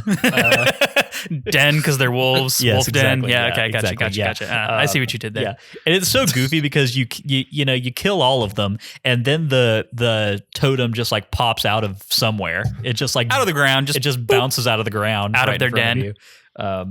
Yeah, it's I like Goofy in Zelda games, but I like it when it's in like because it's intentionally being quirky. The best part of that was the fact that Louise, is that her name? The cat? Yeah. Louise stole the totem back to spite the doctor. She was like, yeah, I didn't like that he took that from her, so I just went and took it myself. Like, yeah, you go, Louise. Yeah. The doctor is a creepy character. I hate the doctor. He is a weirdo. I actually didn't. He was almost my Z targeting for like creepy reasons earlier on in the season, and I chose not to go there with it because I thought about it for a second and I was like, oh, this is actually kind of skeevy. We don't reward skeevy people. No, not about it. Yeah, the doctor sucks. But anyway, so go Louise, but Louise is an honorary member of the Order of the Hyrule White Lotus, I like to believe. And somebody with that pedigree should not be allowing wooden totems like this to get stolen by skeleton wolf monsters in the middle of town. That's just how I feel about it. Yeah, Louise is a badass for sure. Yeah. She wouldn't allow that to happen. No. What's your second note, Max? The other one was I finally, for the first time, realized I could flip and talk to Epona in wolf form. So I was like, I'm gonna go talk to Epona, and it was really boring dialogue, and it made me realize I'm sad that they didn't make Epona a character in this game. That was important. I mentioned that to Mike and Lyndon last week, and I had forgotten exactly what she says, but you're totally right. Like, it's just 2 lines of, just because you change form doesn't mean I can't understand you. Hurry up and change back to your true self. And she like neighs at you, and I'm like, oh man. It is really weird, Max, because you can tell that there was actually a little bit of thought and effort put into the personalities of the animals that you can talk to when you're in Wolf Link form, to the point where it's actually kind of like a little pleasant surprise sometimes if you take the effort to do it. And Epona being such like a staple of the series at this point, you know, I do think that opportunity was there, and it would have been pretty cool if that had been capitalized on. Yes, for sure. Just a missed opportunity, not a terrible thing, I guess. Yeah, I guess at this point I'm not exactly begging for more things to get put in this game, but like that's fair. That's fair. Yeah. Did both of you? Oh, sorry, Max. Finish. Oh, I was about to change subject, so you can go ahead. Oh, so did both of you do the 7th Howling Stone and do the training associated with it? I did. I have all 7 Howling Stones, but I am 2 training sessions behind. Okay. I need to go find the golden wolf in the graveyard and the one in front of Hyrule Castle. So I'm going to do that probably first thing next week. I'm not sure how many I've got. Okay. Well, 6 or 7. I was just going to mention the final dialogue because it was actually a little bit different than I remember it being, but we'll save it till you've done it. Yeah, let's talk about that I have next not week. done the final. Okay. Yeah, talk about that next week. So sure. Yeah, I'm at 6. Feel free to change the subject, Max. Okay, so I was going to say I kind of want to talk at some point in this episode about the development history of this game. Well, now's a good time to do it. It doesn't really fit into anything, but is now a good time? Now's a good time to do it. So I have a bunch of anecdotes, some quotes I'm going to read, but like at a very high level, something that's interesting about how this game came about is, well, actually backing up even further. This is the last Zelda game that was directed by Eiji Aonuma. before he became producer for the whole series. And so the director is Eiji Aonuma. And after that, it's Miyamoto, right? No, Miyamoto's even further back from the development. Sorry. Who took over after Aonuma? Fujibayashi. Yes, that's right. Okay. Who I probably pronounced that wrong. But so this was the last one that was produced by Miyamoto and the last one that was directed by Aonuma. So this is kind of like the old regime, right? Aonuma had directed The Wind Waker and Majora's Mask and was one of like 5 directors in Ocarina of Time. And of course, Miyamoto had been producer of every Zelda game up until this point. So this was his last one. So that's just kind of historically interesting. Yeah, Max, could you actually do us a favor real quick and kind of explain for our listeners one more time the differences between these various roles on the development team? Because I know you've explained it on the podcast before, but even to this point, like I have kind of trouble keeping straight in my mind what the responsibilities are of like the game's director versus producer in the context of Zelda. Yeah, no, that's a great question, and I totally should explain it. So I'll start with producer. Producer is basically the highest role that is still dedicated to a specific game. So every game has one producer, and the producer is one that is in charge of the project entirely overall. But that includes both development and also outward-facing responsibilities, stuff like schedules, budget, hiring, headcount, just more kind of more business side stuff gets involved at the level of producer, and they are generally less hands-on. They're involved. They're probably watching the development and playing in like regularly at like milestones and stuff, but they aren't getting their hands dirty so much. And that varies a little bit. Like Miyamoto was credited as producer in Zelda 1, and he got his hands real dirty in Zelda 1. And he was credited as producer in Ocarina of Time, but he was super involved there. But in The Wind Waker and Twilight Princess, he was producer, and he was more like what I just described, where he was much broader. And in contrast, director is the one that's in charge purely of development. Like they're looking inward on development. They're looking at creative decisions. We would probably call them the creative director in a Western game studio. So they are not looking outwards as part of their job. They're only ever looking inwards, and 100% of their attention is focused on the game that they're the director of, typically. Gotcha. And they are the ones that are functionally in charge day to day, and probably even week to week. So that's the gist. Cool. All right. Thank you for explaining again. The director has more impact on the game than the producer in terms of what the game is. Okay. And how it plays. Okay, cool. Okay, cool. So feel free to continue on with your base point now that the context is in place. So one of the things that's interesting this time around is that it is a Zelda game that had a big explosion in terms of other people coming into leadership roles. It had the biggest team of any Zelda game to date. And there's a lot of people who were in lead roles for the first time on this Zelda game, including the first time, as far as I know, that a woman was in a leadership role on a Zelda game. I'm remembering one of their names. Well, I mean, one of them is Satomi Asakawa, who was in charge of the NPCs for the game. She was the lead NPC designer for Twilight Princess. And the other one is, man, I am blanking on her name right now. Let me Google it. But the lead writer for Twilight Princess, whose name I'll tell you momentarily, Aya Kyogoku. This was the only Zelda game she worked on, but she came in, she was the lead writer, and then she went on to be the game director of a bunch of Animal Crossing games. And she was also the first woman to be a director at Nintendo. So there's kind of a cool thing going on where there's a lot of new blood in the series for Twilight Princess. Okay, so there's that. The genesis of the whole direction for this game was arguably a direct result of the poor reception that the Wind Waker had in the West. There's a bunch of quotes. Like, Zelda devs never really complain about like player sentiment or player reaction to their work. Like they're generally like, they never talk about negative stuff like that, except for the Wind Waker. And there are various quotes in various interviews where they basically like say that they're sad that people didn't really like the Wind Waker's art style, which makes me sad to hear because Wind Waker had a great art style. But here's probably the most interesting quote, which is from an interview that was conducted by Zelda Universe. Our friend Cody Davies was one of the interviewers for this interview, so he may have been the one who asked Aonuma this question. Hey, we know that guy. Yeah. So the question to Aonuma that Zelda Universe asked was, what is the largest or most important change that you've made to the Zelda series because of feedback from fans?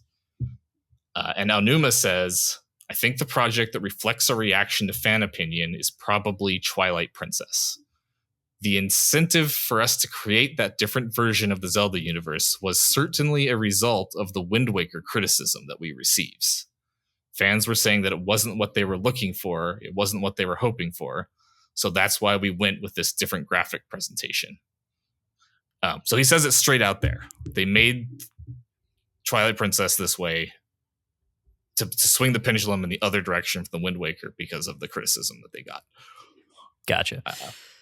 I didn't realize that it had ever been stated that explicitly. I think to anybody paying attention, and obviously we've talked a lot about how, it's the writing's fairly on the wall there.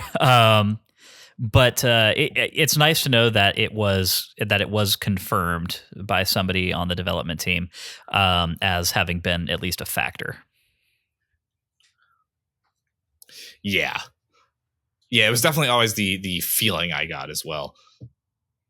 To my eyes, like reading into it more, I always felt like the Twilight Princess was a kind of fear-based direction, almost like they were taking shelter back in what they knew worked. I might be reading too much into that part, but if that's the case, do you think that this is one of the only examples in the development history of the Zelda series you can think of where I guess where that was the case and where decisions were not being made necessarily from the perspective of like, we have this bold new idea, let's see how well we can capitalize on it, I think so. Of mainline, when I say of console Zeldas, I think that's probably true. Okay. I think all the other ones, you can kind of trace their origin to like some clear ideas and pillars that they had from the beginning that they were excited to pursue. I don't want to say that nobody on the Twilight Princess team was excited about this, because they certainly eventually became excited about what they were making. Sure. But yeah. Oh, and I guess one other factoid there is they were originally making something that they called the Wind Waker 2. Like they were talking about the Wind Waker 2 in interviews and stuff. So at some point early in development, they decided to switch. Man, I would kill for a Wind Waker 2. Like a console direct sequel to the Wind Waker sounds absolutely sublime to me. Like I'm not necessarily even saying that I wish we had gotten that instead of Twilight Princess. Being this far into the game now, I think that there's enough good here to where I think it does justify its own existence. I'm not regretting that Twilight Princess is a thing that we have. It's just, what a world would that have been? Yeah, I'm in the same boat. Just get 2 Zelda teams and have them make both at once. So, okay, the other interesting angle to all this, that's kind of the high level stuff. The other interesting angle I want to talk about was some of the influences that developers have brought up for Twilight Princess. Because some of them are like surprising, but then you look at it and you're like, wow, that makes sense. So the first one I want to talk about is Satomi Asakawa, who was the lead NPC designer. She started on Zelda with Ocarina of Time. You might know her as the designer of Kippur Gebora. Okay. And then she did a bunch of characters in Majora's Mask and the Wind Waker as well. But she has talked in interviews about how she got into 3D character work because she was inspired by Alice in Wonderland, Nightmare Before Christmas, and Wallace and Gromit. And she wanted to make things like those that were like weird and had characters that were just bizarre but full of personality. And she was the lead character designer for the Twilight Princess. I think that with that context stated, you can look at the characters in Twilight Princess and say, yeah, that feels pretty Alice in Wonderland, Nightmare Before Christmas, and Wallace and Gromit. Like, right? It's like all over this game. I think I burst out laughing when I read that interview. I was like, wow, it all makes sense now. Yes.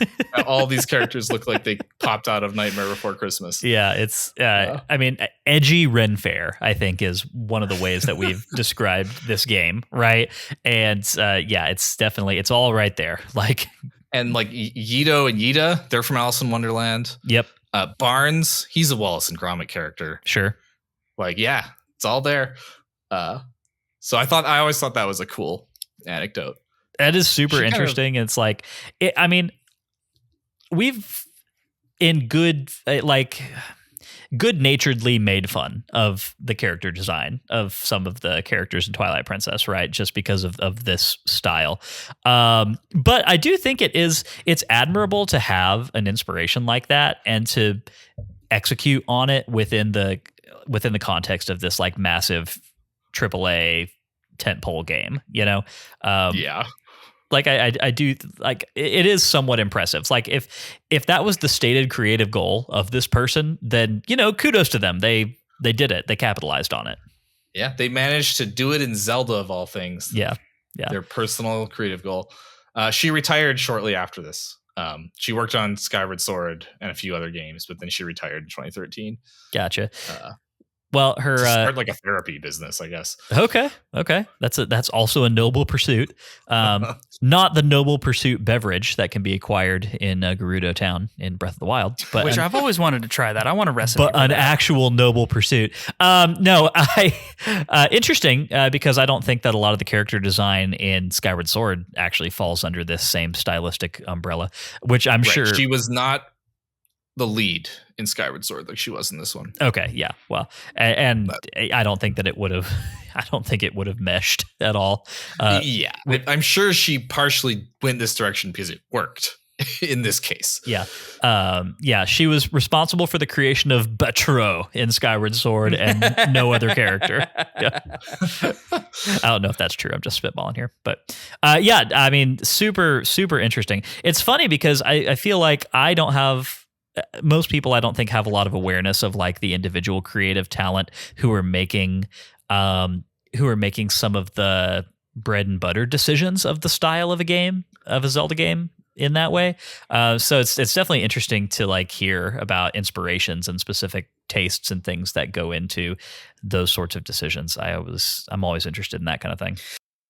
Yeah, I love that stuff too. It's a major part of my mission for Hyrule Interviews is to like highlight these important but lesser known figures. The other person I want to talk about is Keisuke Nishimori, who was the lead player character artist and designer for the game, which means Link, Wolf Link, and Midna, and Epona. So he's also the one who made our Epona controls. His fault.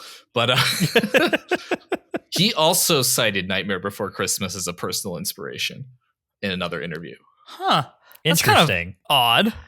What year did The Nightmare Before Christmas come out? Let's look. Nightmare Before Christmas was 1993. Wow. Okay. So not close. Yes. That's as old as I am, literally. Yes, but a staple at Hot Topics worldwide long after that. So interesting. Very interesting. The other thing that Nishimori mentioned, at one point he talked about how he takes a lot of inspiration. This was a year before the game released. In an interview, he's like, I take a lot of inspiration from my personal interests. And in the interview, he lists a bunch of his personal interests. And the last one he mentions in that interview is that he loves snowboarding, but that he doesn't have a secret plan to have Link use some kind of snowboarding moves in the game. I have questions, sir. He went on to be like the lead, like the art director of like Splatoon or something like that. Okay. All right. Interesting. He's a big deal now. If nothing else, it's cool to see so much talent early, like in an earlier phase of Nintendo as a company, filtering throughout and like moving up and getting greater creative responsibility. Like the talent retention that Nintendo seems to have is impressive. Yeah, absolutely. Okay, and that was most of what I had. Got through my notes. Oh, actually, that's not true. There's one more thing. I forgot to find an actual quote for this, but somewhere in my database, there's a quote where they say that they were part of what they were inspired by when they were making Twilight Princess was a certain fantasy movie that was popular at the time, which I interpreted as Lord of the Rings. Okay. The timing works out. So there's some very Lord of the Ring-esque moments in this game, and especially in the first trailer for the game. So it's like, yep, Lord of the Rings, that was an inspiration here. Yeah, no doubt. It's actually so funny because I was just checking in on the conversation in the Discord, and one of our Discord contributors, was this Luna, Matt, who posted this video? Which video? The Shelob. Yes. So Discord contributor, friend of the show, Luna, was just posting a snippet of one of the early gameplay trailers for Twilight Princess as an extension of some thoughts we mentioned in last week's episode about us feeling like the Armagoma fight was pretty underwhelming.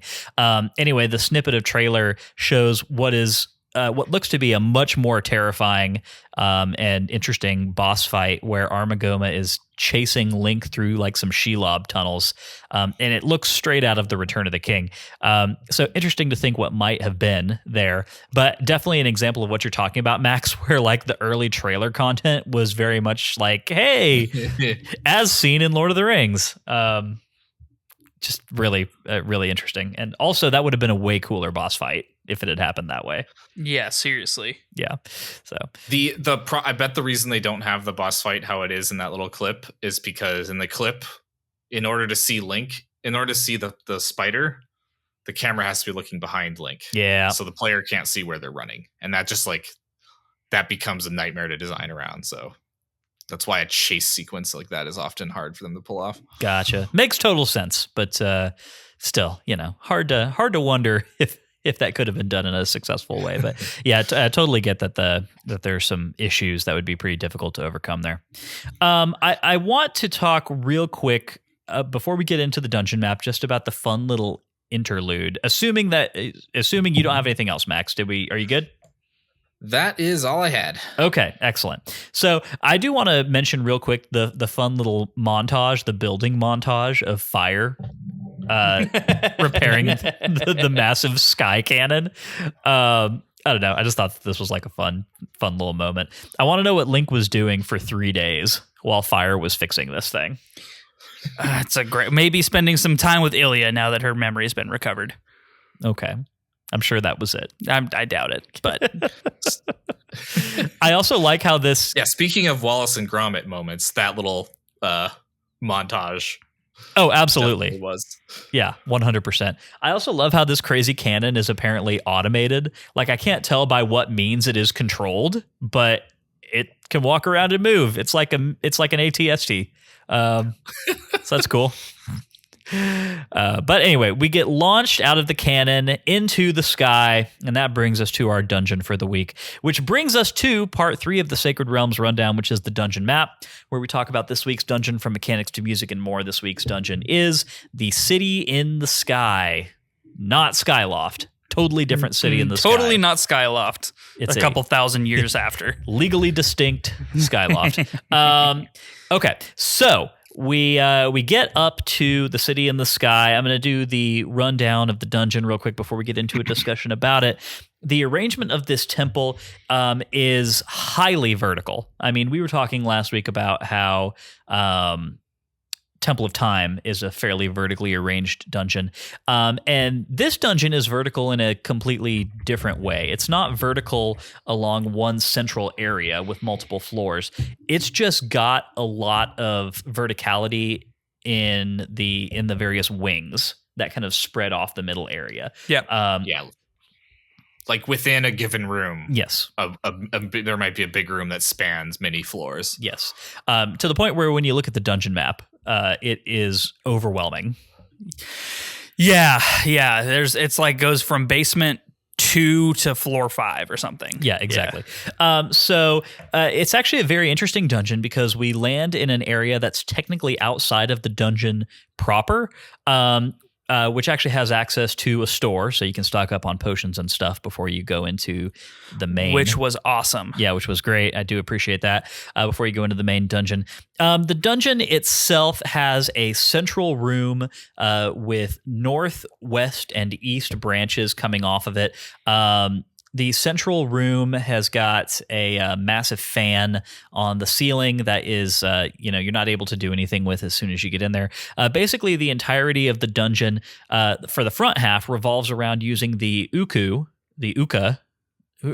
Uku is the person. Uka is the race. Okay, cool. So there are uka spread around this dungeon. In the front half, basically what you're having to do is use them, much like cuckoos, to span gaps, and then also using wind drafts in conjunction with flying the uka to get to places you wouldn't normally be able to go.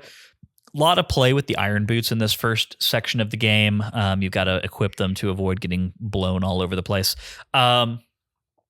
The second half of the dungeon traversal is done mostly by means of the double claw shots, which are the main dungeon item that we have in here.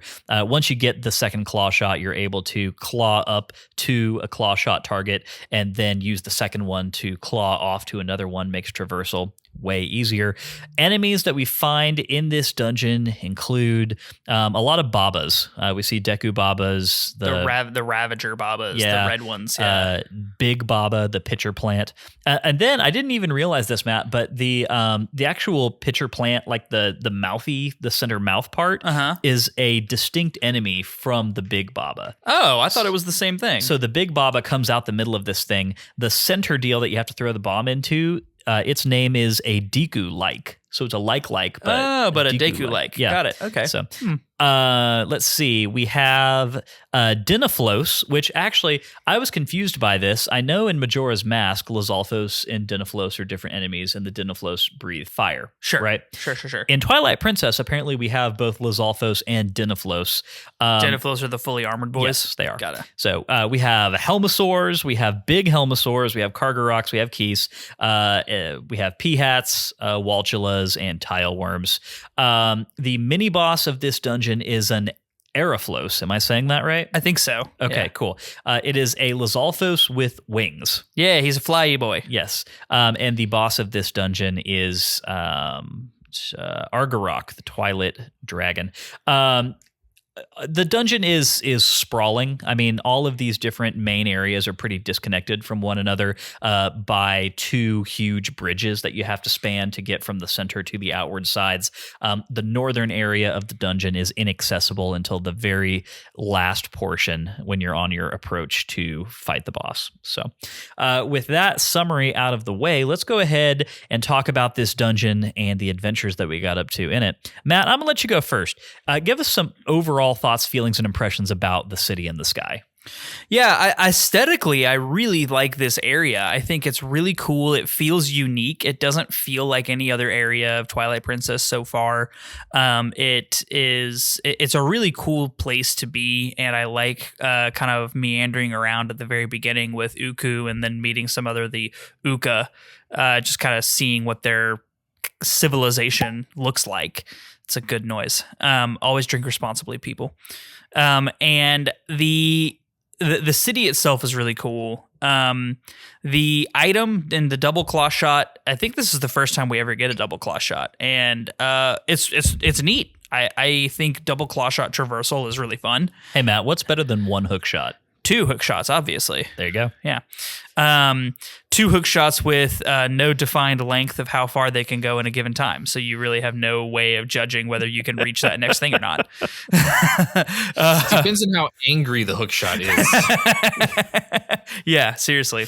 Claw shot's like, you know what? I got a little more in me right now. Let's go all the way out. I think I can hit that last rep. Come on, baby. The dungeon itself, It combines a lot of things like falling floors, aerial traversal with the Uka, double claw shots, utilizing lots of different weapons. You utilize a lot of the bow and arrow, you utilize the spinner, you utilize the Gale boomerang, bombs, bomb arrows. Like you can use a lot of things. So it really is a item heavy dungeon, not just from the item you get, but from kind of most of the items that you've gotten along the way also. All in all, I didn't really like this dungeon that much. Like, I think this is probably my least favorite of all of the Twilight Princess dungeons we've played so far. It just didn't mesh with me. It felt too long. It felt too reliant on the hook shot movement. Which, like, I understand you want to utilize the dungeon item for the dungeon that you get. And we've often said that that's the best thing about getting a dungeon item. But there's a fine line between, like, utilizing the dungeon item and not being able to do a single thing in the dungeon without utilizing the dungeon item, which that felt like this, right? I also feel like the Wolf Link utilization was very forced. Like, you can only traverse some tightropes when you're in Wolf Link, which doesn't make any sense. A wolf would have a harder time on a tightrope than a two-legged individual. Like, that logically makes absolutely no sense. But whatever. Like, yeah, I don't know. And you and I talked about this a little bit. Some of the stuff in here is really hard to find or, like, figure out what to do. Like, it took me, no lie, 20 minutes to find the first freaking key to like open the first door.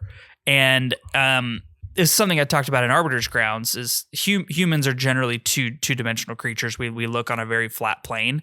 We're not trained to look up and down a lot. If you operate that way, this dungeon is your utter worst nightmare because there are so many like hidden hook shot things like behind nooks and crannies, and you have to heavily utilize the entire vertical space to move around this dungeon. This was my biggest thing about this dungeon is that attention must be paid to every surface of a room that you happen to be in. And even then, it's sometimes confusing, right? Especially before you get the double claw shots, because there were areas where I was kind of like in a room really having a tough time figuring out what I was supposed to do. And I was seeing hook shot targets, right? And those were misleading at the time because, especially before you get the double claw shots and kind of figure out the use case for them and what you're supposed to be doing with them, of course, like one of the first things you're going to try is hook shotting down to this target, right? Except once you get there, there's nowhere to go because you don't have the double claw shot. And then, there's also a lot of hook shot. There's a lot of hook shotable materials in this dungeon, which was a lot to get my head around in the first place. Like, obviously the targets are something that we've kind of gotten very used to looking out for. But you have like graded walls that you can hook shot onto. You've got the little chandelier things that you have to hook shot onto, and then you weigh them down and they act as switches. There's just like, there are a lot of materials that are that look different that are able to be interacted with the claw shot, but you're not really trained to be watching out for those. And so there was a bit of a learning curve there. But yeah, I mean, the main thing is you just have to be paying such close attention to what is going on in any of these rooms at any given time. Because if you don't, then you're going to get lost and confused and frustrated in here real quick. Like, I know that I certainly was at a few points. How about you, Max? How'd you feel about this dungeon? Oh, yeah, I have a bunch of thoughts about this dungeon. I do like it overall. Not as much as I like Lake Bed or Snow Peak, but it's kind of fighting with Arbiter's Ground as my third favorite dungeon. You're totally right that it's a dungeon that really needs you to be paying attention all the time. There's a lot of subtle stuff that you need to notice. There's a lot of stuff that you need to notice that kind of blends with the environment. And there's a lot of stuff that is, outside of your normal camera view, unless you're panning up or looking at things from the right angle. I think it's the hardest dungeon in the game. Yes. And not always in the best ways. I think there's a few parts of it that are a little unfair or like improperly taught to the player before they expect you to do something. So I definitely think it has some flaws in that way. I remember being stuck on this dungeon a lot the first time I played this game, and a little bit the second time I played this game. And even this time, my third playthrough, it took me longer than any other dungeon has. Yeah. By quite a bit. I had zero recall of this dungeon at all. Didn't remember a single thing in it. So I would have to agree with that statement, other than what the item was. Yeah. Oh yeah, for sure. But like, and I would say that I even had a somewhat decent recollection of the boss. Aside from that, that's about it. Like, I didn't remember a single room, a single puzzle, nothing. And so obviously that served to kind of like extend the challenge for me, which I don't necessarily have a problem with. It's fun rediscovering a dungeon in a Zelda series for the first time, especially because I do have so many of them committed to memory now. Like that can be a good thing. And I don't want to make it sound like I didn't enjoy this dungeon in a few ways, because I did think it was enjoyable. I don't think in any way it ruins the streak of good Twilight Princess dungeons. I think for me, this one's kind of competing with it's on like a Goron Mines Forest Temple level for me. I would say it's probably a little bit better than those two, just because it is doing riskier things and it is demanding more of the player. Like, there's an inherent difficulty here, some of which I think is fair, that I am looking for a lot in Zelda games. And so I do appreciate it. I appreciate it popping up here. But I think what it really comes down to for me is, one, I'm not a wild fan of this environment. There's something about it that feels like it's not really running within the overall aesthetic of the game. It kind of feels like it's coming from another video game a little bit, in terms of like the way the spaces are designed and the way that they look. And I don't completely love it. Maybe it's just because I've played Skyward Sword a fair amount, and we played it in the not too distant past. And so to me, it feels like we're getting a lot of overlap with Skyward Sword stuff here, but it's being done just a little less well, which isn't this game's fault necessarily. It predates Skyward Sword, but like I'm bringing just a little bit of bias, having that experience. So maybe there's something there, but I think the other issue is that when I hear the title City in the Sky, I'm thinking that I'm in for a very good example of that thing we say we love that dungeons do, which is like you're there and it feels like a used space. It feels like it has a purpose, and the dungeon design does a pretty good job at bearing out that purpose, whether it be the Goron Mines, or the prison in the Arbiter's grounds, or the dilapidated mansion of Snow Peak. And when I hear City in the Sky, what I'm thinking I'm going to get into is an environment that is like, oh yes, this is where the Uka live. This is like the seat of Uka society, right?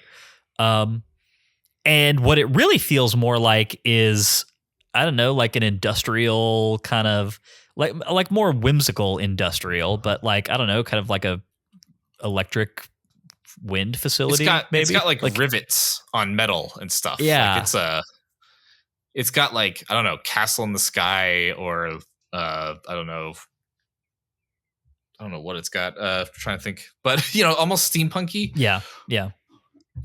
And it definitely doesn't feel like it feels like a dungeon, right? With puzzle rooms. It doesn't feel like, oh, hey, there's Uka Town Hall and there's where they live and, stuff like that. So, which is fine. It's not like those things are required to make a good dungeon. But we have been building up the Uka as like an interesting civilization that I sort of wanted to know a little bit more about throughout the entirety of the game. And now that Uku and Bebe are safely back home, I guess I was just hoping that we would get some things filled in there, like it would feel like the Sky civilization a bit more than it really does. It seems very clear that the Uka they just moved. They're just weird birds that moved in. Right. Yeah. They didn't make the place. It wasn't made for them. They just took over the ruins, just like Yido and Yida. Yeah, they're squatters for sure. Which is kind of interesting because now we're back in Headcannonsville, but it's like, if that is the case, then cool. You can just explain all of these structures as being like remnants of the, of Skyloft or the Sky Civilization from Skyward Sword or whatever. And it would make sense if the Uka are actually the evolution of the Skybirds instead of the evolution of the Hylians. Because you would assume that the Hylians would have all moved to the surface at some point, but the Skyloft birds, what were they called, Lyndon? Loftwings. The Loftwings couldn't come down to the surface, so maybe they evolved over time into the Uka. Could be. Regardless, I don't know. There was an extra layer of like world building here that I was hoping to get that I didn't necessarily get. Yeah. Thinking back to the first time I played this game, I was very intrigued by what this was going to be, right? Because we had like Shad being like, this is where the Hylians came from. And I'm like, oh, holy shit, this is going to be a big deal. It's going to be really impressive and cool. And then the Uka being like, this is our home. And I'm like, ugh, gross. So I had a mix of excitement and trepidation the first time I played this game. And I didn't like playing it now. I can tell that they are intending this legend about how the Hylians came or descended from the Uka to be just that, like a legend, a myth, and probably not to be taken literally. But when I played this the first time in 2006 and I was 18, I was like, they intended this to be the new canon, that these are what the ancestors were. And I was really mad about it. I hated it. That answer didn't satisfy you, huh, Max? Yeah. I was like, how dare they say that Link is descended from this? I tell you what, I hate the noise that these things make when you pick them up so much. It's just like it grated on me to an incredible degree. Yeah, it's super obnoxious.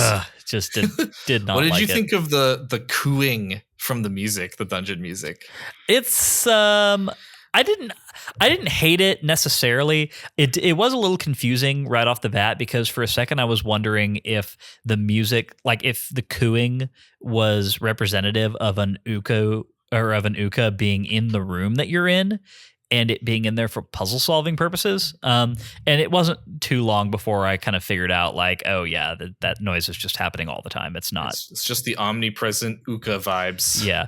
I didn't mind it so much. I don't hate that noise. I don't know. I guess I'm kind of neither here nor there on it. It didn't bug me actively or anything. Yeah, I mean, me neither. I pointed out because it's so weird. Yeah. But not necessarily bad. Well, it always sticks out to me when I play this game. It's strange because it's like when you go to a Goron area or a Zora area or like all these other races and species, like they've got motifs that they can lean on to kind of help world build when you're there, right?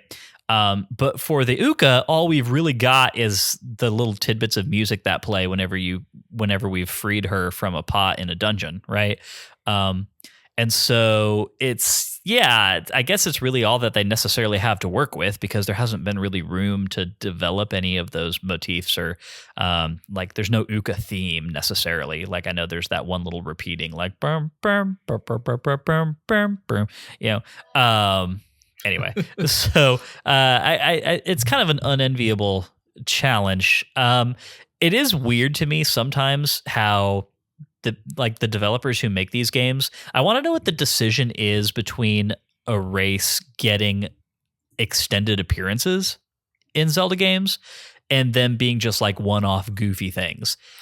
Because like it could, I mean, so you've got the lingering ones, right? Goron, Zora, now Rito, but I mean Rito, I think we're kind of a one-off thing for a long while. Mm-hmm. And now we've got the Uka, who are very much just a complete one-off creation for Twilight Princess, and they never really appear again. And I'm just wondering, like, what results in a critter making the cut and coming back in a later game? I think that's interesting. I also am curious what the game designer of Twilight Princess specifically. This is probably the most prevalent dungeon music theme that we've had all game. As far as like what I noticed the most and was kind of the loudest in my opinion. Whereas we had really subdued tracks in Arbiter's Grounds specifically and in some of the other dungeons. But like this one really stuck out to me, and I'm wondering if it's just because it was so different and had the uka cooing noises, or if it was just like it was actually louder and like why that would be. But I don't know. Did you feel that way, Lyndon or Max, that this was like the background music was overly loud comparatively? Max, do you have any feelings about this? I don't actually. I feel like Temple of Time and Snow Peak both had louder foreground music than this one did. In my ears. Yes, I think that's true. Temple of Time, I think the music for that one is kind of sticking in my mind a little bit better than either Snow Peak or this one. I mean, I was playing this dungeon an hour and a half ago, and I don't think I could tell you what the music sounded like right now. Like all I can remember is the cooing. Yeah, you're right. When you close your eyes to go to sleep tonight, all you'll hear is the cooing. You're gonna be serenaded by the uka. If I ever, Alfred Hitchcock, it's Shad's dream. Yeah, if I ever get into like film production and I'm making a horror movie, the first one's going to be called The Cooing.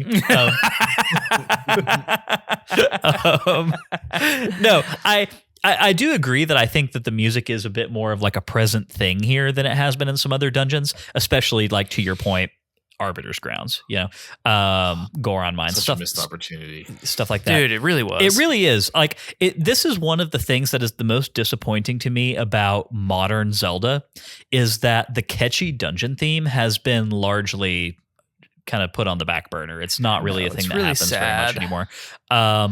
And I really hate that, I think that there's so much good Zelda music that is being left on the table just by reverting to atmospheric themes for dungeons. I really wish they would get back to doing it the other way. I actually can't even remember what the last Zelda game was that I think really did this well. It's been a long time. Majora's Mask. Yeah, I think that's about as far back as I'm going. Yeah, I think that's it. And that's really a shame. Anyway, yeah, so all that is to say, yes, I think that it is more of a present thing here, Matt, but I don't think that it's any better necessarily. Like it's not lingering, it wasn't catchy, whatever, Okay. Fair enough. Yeah. I mean, I didn't get the impression you were saying it was a good thing either, Matt. No, definitely not a good thing. No. Yes. No, not good. Yeah. Oh man, I had a great point that I was going to bring up. It's gone now. Give me a second. It was good. It was so good. Let me pull up my notes too. I thought it was funny that when you first land in the water at the beginning, Uku is there, and Uku swims like a duck. And they made a whole swimming animation just for this one moment, as far as I can tell. That's going the extra mile right there. So one thing that I thought was, I'm kind of trying to pin my criticisms of this dungeon on one or two specific things, and I know I've already mentioned one or two specific things. I'm going to mention a third one. Oh yeah, okay, cool. Yeah, here we go. One of the things that I think makes this dungeon feel even longer and slower than it would just by virtue of how large it is the fact that so many of the things you have to do to progress through this dungeon rely on the slowing of the character, right? Whether it be flying with an Uku or flying with an Uka, right? Which is kind of a very slow, meandering, steery thing that you have to do. Being in iron boots, always a fun one, right? The very methodical movement of claw shot, target, claw shot, target, claw shot, target. Yeah. Having to kind of carefully walk through an area that has high winds so you don't get blown off a bridge or whatever, right? Like limiting your movement based on that whole mechanic. Yep. So I waiting for p-hats. Yes, waiting for p-hats. Yep. Oh, dude, the waiting was excruciating. And then no, you're hitting on a note I was actually going to bring up next as well, which is just every single room in this dungeon has a lot of friction. Yes, like getting from one door to the other has a lot of stuff that will slow you down. And it was exactly all the stuff you described. Yeah. And it's painful. Like, it makes this dungeon a drag. Yeah. Yes. Sometimes. Yeah. And to be clear, I don't think that friction is a bad thing in a Zelda game or in a dungeon experience necessarily. Like, I think when it's utilized well, it can be very effective. But to Matt's point earlier, I think the entire dungeon revolves around certain specific mechanics that have friction built in. Yeah. And that can become a lot.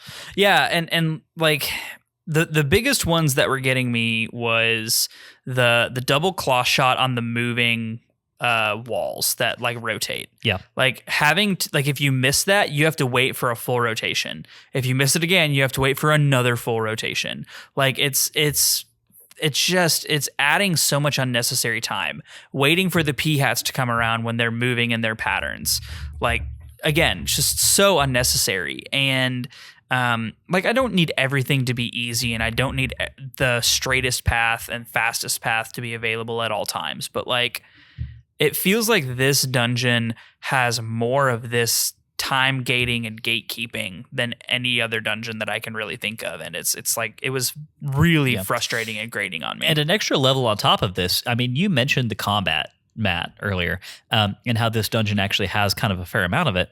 And I think a lot of areas that have the highest enemy density are also ones where you're expected to balance that versus doing a thing. Yeah, moving around. Moving around. Like, you're trying to move from P-hat to P-hat, but you've got like a flock of Kargaroks that are there. So it's like, it's basically saying, like, that first time you get knocked off and out into the, clear blue yonder and lose 2 hearts. Yes, and lose 2 hearts by a Kargarok. Then you're sitting here thinking like, okay, I need to snipe these guys down before I go try to do this thing. And it's a dang good thing I have 60 arrows, because every other time I try to shoot one, the wind picks up and knocks my arrow out of the sky. Right, which I thought was very interesting. Definitely a choice for that to be a mechanic. Like, I think it's fun that the wind gusts can blow your arrows away just as an immersion thing.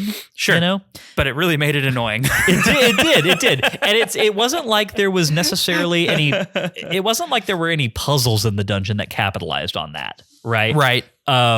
Like, the claw shot can completely circumvent that issue if you're trying to hit like a switch or something and you can't shoot an arrow. So cool, like a cool thing for them to have thought of, Anyway, but then there are certain areas like the Denaflos that you're fighting right before you go to the boss room, right? Like, you're trying to claw shot the Aeroflos.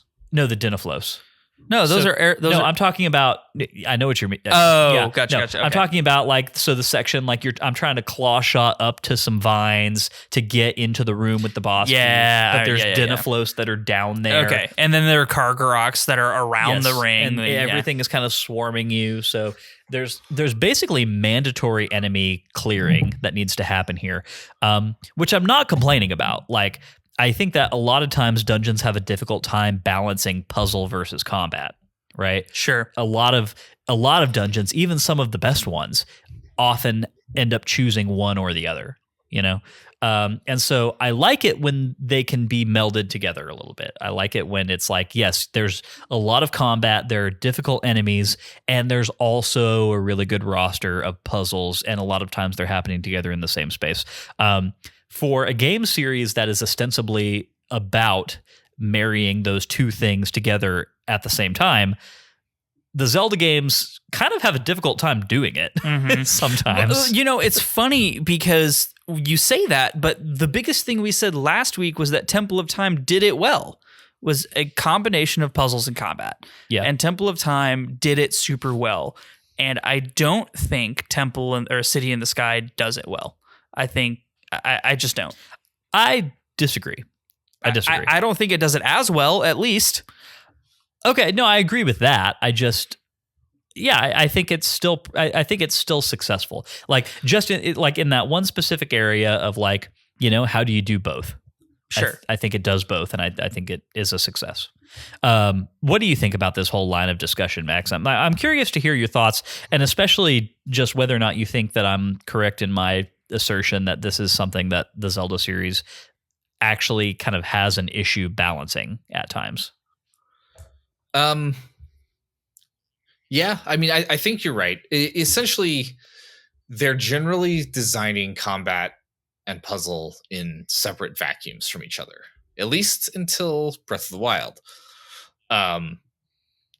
Specifically in 3D games, because 2D games didn't have this problem. So this is a problem with pre-Breath of the Wild 3D games. And I think part of it is just that it's hard. Like, players want to get from A to B. They want to go solve a puzzle. They want to go move through the room. It's important to make them want to or need to engage with combat to proceed, for combat to have any meaning, right? Otherwise, if you can just run past everything and they just whiff as you run past, then it doesn't really matter, right? So you want the enemies you're in combat you're putting into the dungeon to matter. And it's hard to make that feel organic, right? A lot of times, like the age-old thing is to lock the door until you kill all the enemies, right? There, bam, combat's important. Not very elegant, right? Sure, yeah. But what you're describing, some of what you described, where they will interrupt your ability to traverse or to do puzzle mechanics if you don't take care of them, is a more elegant thing. That I do think this dungeon does better on average than other Zelda dungeons. Gotcha. Okay. Typically, they're kind of just like, they're in your way, or they will unlock a door if you kill them. So that you need to kill them is the way Zelda usually handles it historically. Yeah. Yep. Nope. That's fair. That's a good point. I guess one more thing on that is, like, why is it good in 2D games but not as good in 3D games? It's because in 2D games, there's no difference in your mode when you're in combat or out of combat, right? Like, your camera's the same, your controls are the same. You're not really working differently. Whereas in 3D Zelda games, when you're not in combat, you're kind of running around freely, but when you are in combat, you're Z targeting, and you aren't moving as freely. You're moving more slowly and deliberately, and like, it's a very distinctly different mode that you enter when you're in combat in 3D Zelda. Yeah. Yeah. No, I think that's a really good point. And I think that those are the sorts of distinctions that cause a lot of people to have strong feelings about, like, one form of Zelda versus the other, depending on what your tastes are. I just think it's honestly, sometimes it impresses me that there are, like, I don't know, similarities in feeling between the two styles of game at all. Like, the fact that they can kind of feel like a family of games at any point is sometimes very impressive to me. But it is. Years ago, I got into an argument in the Zelda Universe forums with someone who was adamant that the gameplay was identical between 2D and 3D Zeldas. They could not be convinced. I spent like a week arguing this person, and I was just like enraged the whole time. They wouldn't listen to me. I don't engage with communities as much anymore. I think that's fair. Yeah. Spock voice. That is wise. I wish like hell that exchange had been saved for posterity, because I would have enjoyed reading it and like just pouring myself a glass of whiskey and reading that and having a chuckle. I think that would have been a lot of fun for me. But I don't think that person is correct. That's a bold hill to decide to die on, is what I'm going to say about that. Seriously. So speaking of enemy combat, let's talk about the mini boss, the Aeroflos. I don't want to spend too long on these guys, other than to say that, one, I thought that all three of the ones you have to fight, especially the mano a mano one that gets you the claw shots, were fun fights. And I do appreciate how in the back half, this game is starting to give us a lot of opportunities to fight one-on-one enemies who are sword wielding, and to get used to the cadence of that experience. And I'm not going to say exactly why that is, because I don't want to give too much away. But yes, but I know that there's some player education happening right now, and I see it and I appreciate it. Yeah, I think this boss fight was a lot of fun. I think it's interesting that they chose to reuse the mini boss later in the dungeon for a duo fight right before the boss fight. I thought that was an interesting choice. Like, not necessarily a bad one or a good one, just like kind of odd. It's really tough fighting two of them at the same time. Yeah, it was definitely hard because you never know which one you're supposed to be focusing on. Right. Like which one is going to pop the shield up first, you know? And what I found to be the case is that while I'm like watching to try and figure it out, one comes and swoops in from the side and that's how they get knocks you, me Lyndon. a few hearts. The bait and switch, baby. Yep. Shake and bake. They got me. I like the fights with the Aerofulse. They keep you on your toes, and I enjoy the mechanic of pulling them to you by grappling their shield. But also how if you use it when they're on the ground, you'll get pulled to them. Unless you're using your iron boots. Oh, I didn't think of that. Genius. Yeah. That is one of the subtly cool mechanics that this dungeon does is like, obviously, yes, the iron boots help you not get blown away by giant fans.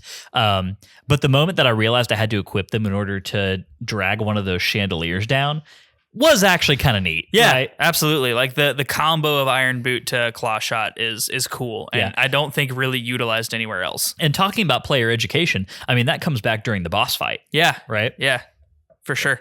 Remember the that one wall in the Wind Waker Earth Temple where you had to pull with the iron boots? But it was like the one time in the whole game where it mattered. No, Max, I don't, honestly. I'm going to level with you, buddy. I don't remember that. I believe you that it happened. Even a little bit. I believe you that it happened. I just don't remember I'm glad that they took that idea and applied it more liberally and consistently in Twilight Princess. Yeah. And it's one of the reasons why I'm sad they don't have iron boots in Breath of the Wild and Tears of the Kingdom. It is nice. Well, especially for games that are so physics-based, right? Yeah. But yeah, it's funny because especially like in Ocarina of Time, iron boots are kind of a one-trick pony, right? It's for sinking to the bottom of the ocean. But I do like how Twilight Princess has managed to actually get a fair amount of mileage out of them in a lot of different circumstances. Like, that's impressive, Gotta give credit where credit is due there. Do we have anything else we want to say about the dungeon before we move on to our discussion about the boss? Yes, I have just a couple little notes. First of all, I think it's interesting that the gear, whatever it's called, the Dominion Rod and the claw shots are all implied to be technology from the Sky civilization.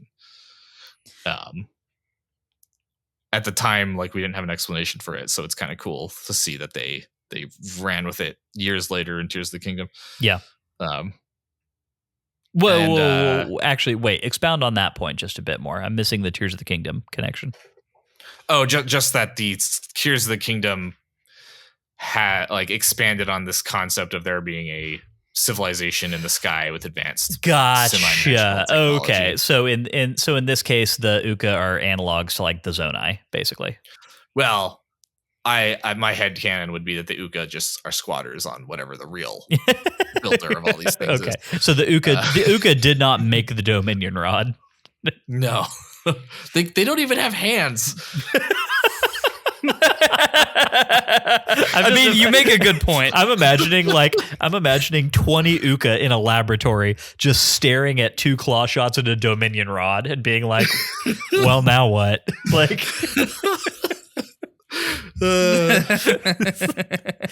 like, man, we really did think this through. No opposable thumbs makes some of the operation of those tools hard, I would imagine. That's amazing. And then the other two notes I had were just little touches that I thought were good polishy design that I noticed in this dungeon. The first one is, how they have those chests in the water at the start? Yes. They have like 10 rupees in each of them or something. That's clever game design because it immediately tells players, oh, pull out your iron boots, put them on, go in here. And then they come out of the pool of water, and the first time they run into that wind tunnel right afterwards, they will have the iron boots equipped already, which primes them to solve the puzzle more easily. I don't know if that was intentional, but I can't think of any other reason they put those damn treasure chests down there. So I was impressed by that. And then similarly, I noticed that there were several places in this dungeon where they were using treasure chests or pose in at least one case to draw attention to more important stuff. Right? You see a treasure chest from the distance and you're like, okay, that's a goal. I want to get there. And it's on your map. And they do this in some of the past dungeons as well. That's one of the reasons these dungeons have so many of these worthless rupee treasure chests thrown around. It's because it's not about what's in the chest. It's about getting the player to pay attention in that direction and go to where the chest is. Yeah. As like a breadcrumbing method, basically. Well, I think that's very necessary in a dungeon like this, where spaces can be kind of disconnected from one another. And the path from one area to another is not as direct as just there's a door there, you know? Yeah. I think that's a fairly essential thing to do if you're going to lay your dungeon out like that. The one chest, or in this case, 3 or 4 chests that I could have done without, is these damn stamps. I want them to die. Yeah, the stamps continue their reign of terror. Yes. Oh God, I hate them so much. Why won't they leave me alone? They're literally the worst. They can't keep getting away with it. But they do. Yeah. That's really sad. Yeah, it is. It is. I just want to say, and with that, I have nothing else. Okay. I have one more very small point, which is that I love when Link is walking around with dual claw shots out, and you just look like some crazy lobster creature. Like Dr. Zoidberg. Exactly. Yeah, that's great. Have you seen that Daniel Radcliffe movie, Guns Akimbo? Where he's got the guns taped to his, he's or like his, glued. He's in his bathrobe. Yeah. Yeah, that's just fair. Link with claw shots. Like, hey, I love it. Yeah. Okay. How many times did you guys accidentally fall off because you So tried many. you tried to jump somewhere and you missed? Innumerable. Or, yeah, dude, it was so many times. I thought horrible. I shed one tear for you two being in hero mode with the double heart damage. Two hearts, Max. it Two was- hearts every time. It was horrible. I Yeah. was so angry. Yeah. Look. The controls suck. That's what it is. It They is a lack suck. of a lack of polish in the controls. Like Yeah, they're I don't think horrible. there is any better showcase for the clunk that the controls have than a place where you are on a ledge in this game. Like so imprecise. I'm flying off of stuff all the time, and I don't have that problem in other Zelda games. So, it's like a character scale thing. We've talked about that a little bit before, but just like the size of your character and the speed at which you walk is poorly fit to the size of some of these ledges that they put you on. Yeah. Yep. Absolutely. Totally agree. All right, let's talk about Argarok. Argarok, Twilight Dragon. Really cool name. Very cool name. Actually, very cool boss fight. He looks cool. Like, I love him in his armor. The black dragon armor looks so cool. Yeah, let's act. It's really weird because to me, this actually creates an inverse situation with last week for me. Like, Okay. Temple of Time, freaking loved the dungeon, loved everything Boss about was it. meh. Boss was just not there. Sure. This week, dungeon, had some things going for it. Not my favorite. Boss was rad. Like, really enjoyed this boss fight. I think one of the reasons I like Argarok so much is because to me, this feels like a direct translation into 3D of a 2D Zelda boss fight.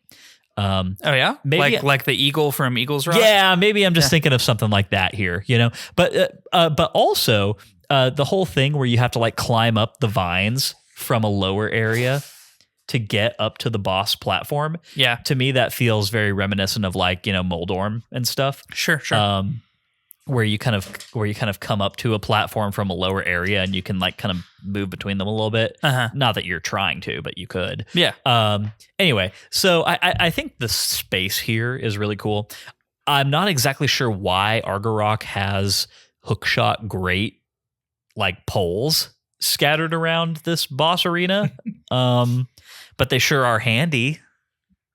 Yeah, I mean, they're really nice to have. I think this boss is really cool. I think the whole set and the stage that you're on and the way that it progresses is awesome. I think this showcases the other thing that I hate about Twilight Princess controls, which is the Z targeting. Because when you're Z targeting, the P has to move around. There were so many times where I accidentally Z targeted the one that I was going to, and then I was trying to get the next one in line, but it defaulted to the one I just came from. Yeah. And so I went backwards and got blasted by fire. Like that happened so many times. And so that was a big point of frustration in the fight. Just again hitting on the mechanics of Twilight Princess, but outside of the Z targeting woes, I also enjoyed this fight. I thought it was really neat. It's interesting to me that Argarok doesn't have any eyeballs. He has no eyes on his character. So he's a sightless, technically he's a wyvern because he only has 2 legs, and then his hands are attached to his wings. So that makes him a wyvern instead of a dragon. You know what he is, Matt? God, I don't know. What is he? He's Toph from the Ember Island Players. He releases sound waves, and then he can see you. I just got a pretty good look at you. Okay, fair enough. All right. God, I'm living in an airbender place in my life right now. I hate you sometimes. But no, I thought it was a good fight. I thought it was cinematically really great, and the when you move into the second phase and it gets all stormy and the lightning is all over the place. This is maybe one of the coolest cuts to second phase of boss fight. Yeah, totally agree. Yeah. I love anytime armor falling off causes a phase change is a success. Yes. Like it's always the right choice for enemy designs. Always. 10 out of 10. Yep.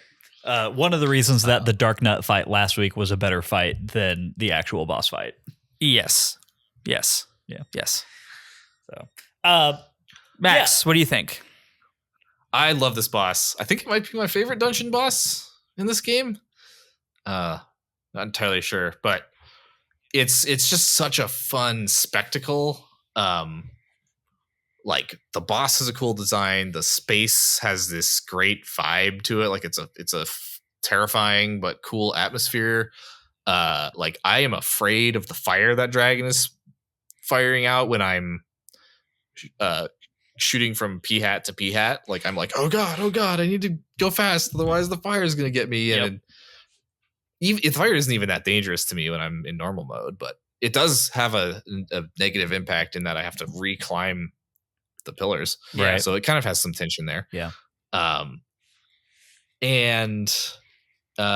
guess all those elements kind of just come together for me. It's just an enjoyable, spectacular boss fight.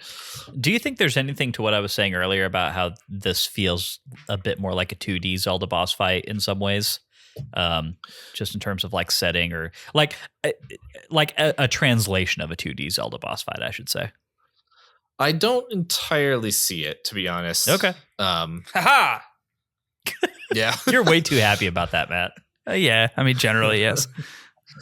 It's, I mean, like the way 2D boss fights in Zelda usually go is that you have kind of the cadence of how you're using your weapon on them and how you're moving around is a lot more fluid. Like you're fluidly swapping between sword and movement and new item.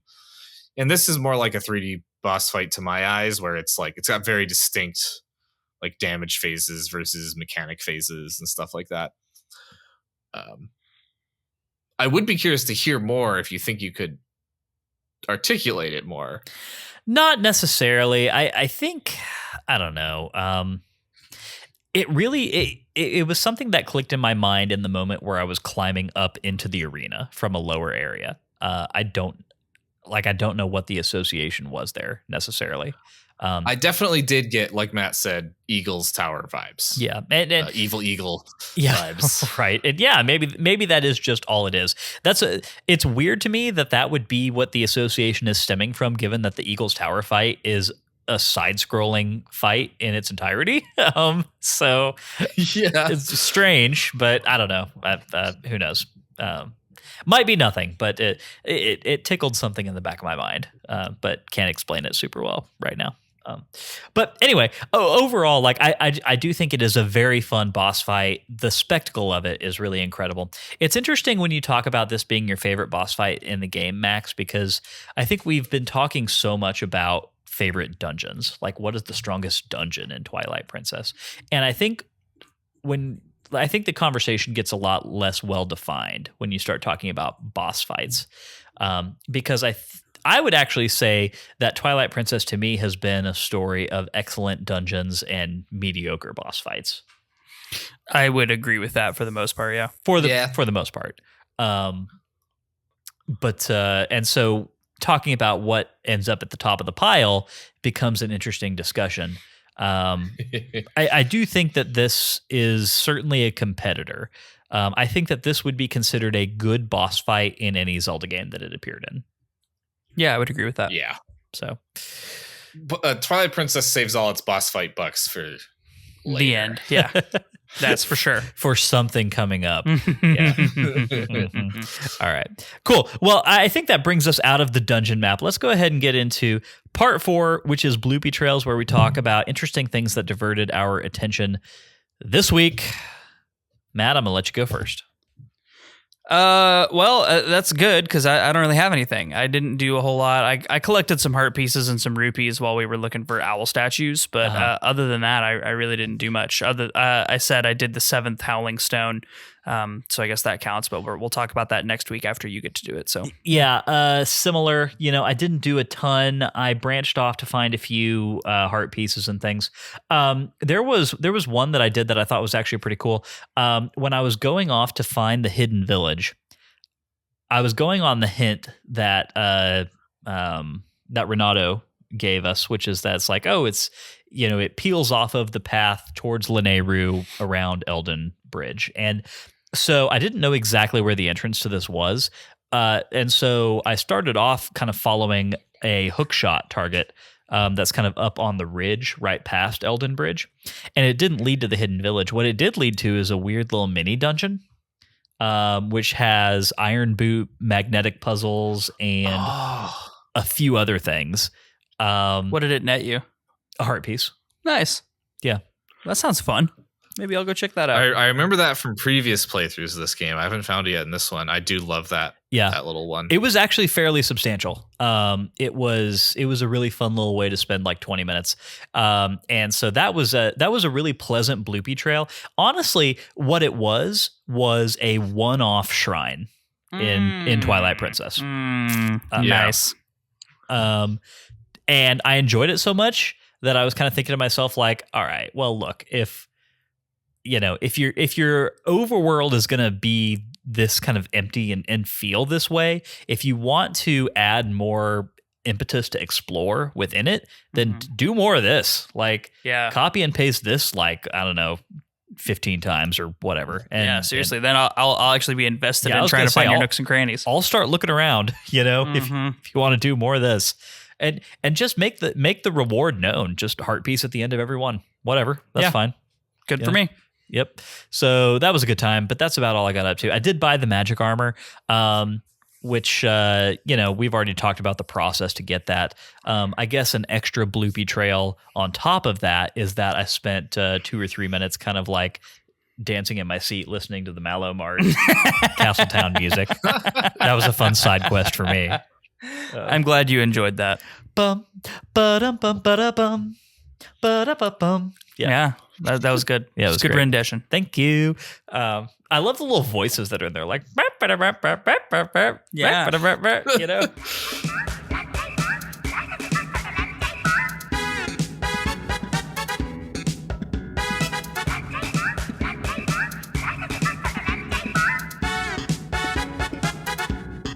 I don't know. Something about being in that store just freaking cracks me up. It's hysterical. It's so funny.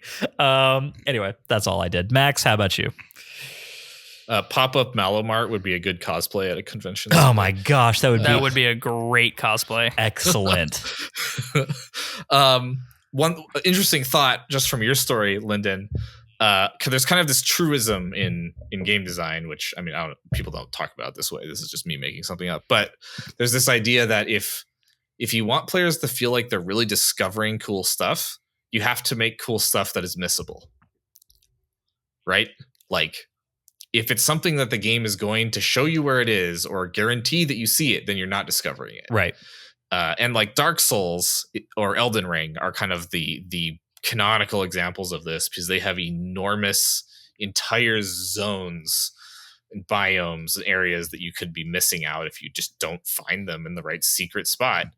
And so your story just kind of made me think of that. Well, I haven't played Dark Souls or Elden Ring, but no, I have played Breath of the Wild and Tears of the Kingdom, and I do think so they do it too. Yeah, they do it as well, right? Like, those are games that are by definition there are things you absolutely need to do if your goal is to beat the story of the game. And then there's the other 85%, 90% of the game. Right. Yeah. I was going to say, I was like, the number kept going up in my mind as I thought about it. But yeah, like the other 90% of the game, which is completely optional and completely missable. And that's why it's so fun to do it. So, yep. Yeah. My what's this one called? Not sea targeting. Bloopy Trails. I found a bunch of heart pieces, mostly while I was wandering around gathering owl statues. I found a bunch of bugs in the same, and I found a bunch of Poes. That was all. Cool. Cool. Yeah. I'm at a point in the game right now where if I find a heart piece, it makes me happy, but I'm not going out of my way to look for them. And as far as Poes are concerned, I've already resigned myself to the fact that I'm not going for all 60 of them. Like I'm not trying. So they have no allure for me anymore. Especially knowing the reward, which is like, yes, infinite rupees are cool, but that's a classic Zelda example of like, I'm a wildly rich man 5 minutes away from beating this game. Yeah. I guess if you combine it with the magic armor, you're invincible. Yeah, that's the only time it takes. That's the only allure to back it. To him. And the magic armor chews your rupees fast. It's like one every second. It's insane. Oh, so it's not even just you only lose rupees on a hit. No, it loses when you use it. They just drains your rupees constantly. Well, then Tears of the Kingdom's equivalent to this is way better functionally. For sure. Functionally, yes. Agree completely. Because you only lose rupees when you get hit. Yep. Yeah. Okay, cool. Well, speaking of Tears of the Kingdom's magic armor, let's move on to Bloopy Trails. Oh, I was like, what does this have to do with anything? Because it's a Bloopy. You're dressing up, you're cosplaying as a Bloopy. Yeah. Yep. Let's move on to Bloopy Trails, where we talk about fascinating characters or enemies that diverted. You totally butchered that. Our attention this week. Look, we just did Bloopy Trails. We're moving on from Bloopy Trails to Z targeting. Oh, crap. Yeah, you totally butchered that one. No. No. You killed it in the service of the segue. Well, now I have to leave it in. Yeah, you do. Well, Lyndon and Max, let's move on to Z targeting. Unlike what Lyndon said, we're moving on to Z targeting, where we focus in on fascinating characters or enemies that we came across. Someone else go first. I have to sit in my shame for a bit. All right, Max, who's your Z targeting this week? I'm going to pick Falby. Not Falby, Fire. I was like, who's Falby? Okay, Fire. Falby is the chicken man. Oh, got it. Fire is the cannon man. Got it. Yeah, not Gustavo Fring from Breaking Bad. That's a completely different chicken man. Anyways, Fire is kind of like the secret MVP of helpful side characters in this game, because he like gets you where you need to go multiple times. Without him, Hyrule would be destroyed. That's accurate. He's not wrong. We could never have gotten to the city in the sky without Fire. Also, he's very interesting choice of dress. Not sure what his thinking there is, but his character designer was inspired by certain things that caused him to be designed this way, I guess. I will say that had I the body type of Fire, I don't know that crop top. Crop top would not be my go-to option. Choice. Yeah, nope. Would not go for a crop top. No. Yeah. And I kind of like his just personality, the way he talks. Like he's kind of a swindler. I imagine him with a Boston accent. And he kind of assumes Link is the same. But also, he's very excited about cannons, and he assumes Link is the same. So, fun character. He's like if you went into like a hobby store, and there's some guy in there shopping for model trains, and you find yourself sucked into a conversation with this person about model trains, and you're just like, yeah, I just don't know. I just don't know if I can hang in this conversation right now. It's fair. All right, Lyndon. Have you sat in your shame long enough? I think I have, okay. Yes. My Z targeting this week is going to be Impaz. for not being Impa. Yeah, notably for being just a little different than Impa, one letter different than Impa. I think that Impaz has given so much for the Kingdom of Hyrule. Seriously, she's living in a cobwebby spiderweb house with no creature comforts and no people to keep her company. She's just defending this book for all of time. And I'm pretty sure she's been completely forgotten by everybody who has the authority to relieve her of this duty. So, yep. But you know what? In the moment where it matters, she comes through and she helps us on our way. So, Impaz, we really do appreciate you. I do think it's very interesting. I love when Impa, variations of Impa, show up in Zelda games. Sure. And I kind of just wish that this had been a new Impa. Yeah. Like, I wish that they had just been like, this is Impa. Let's not screw around with it. This is... Is it not Impa? It's Impaz. I feel like it's just Impa. I mean, yes. But also the worst Impa in the whole series. Right. That's the also thing. Yes. Like, I mean, Impa is typically a more action-oriented character, right? And so the fact that this character mentions who we're supposed to believe is Impa, the great one who built the village by name, like this Impa is talking about like white-haired bodysuit ninja lady Impa from Ocarina of Time, for sure. And so in my mind, I'm not treating her the same way because she's explicitly mentioning this other character. And anyway, but regardless of that, Impaz, you took one for the whole team. You don't seem like you have a lot of years left, so we do appreciate your sacrifice. But she's got a lot of cat friends. Yeah, but she deserved to be escorted to Kakariko Village. Yes, absolutely she did. Yeah. So she wouldn't be alone in Massacre Town. Yeah. Impaz needs a spa day in the hot springs. Seriously. Yeah. Like, get that lady like a nice meal and, I don't know, take her to the bingo club. Like, something. Totally agree. How about you, Matt? I'm going to go with Shad, just because, man, I really like this guy. He is enthusiastic. He's actually helpful. He sticks around for the whole journey. And then he gives up on his life's dream and just pieces out just to let you go and be the hero and do what you need to do.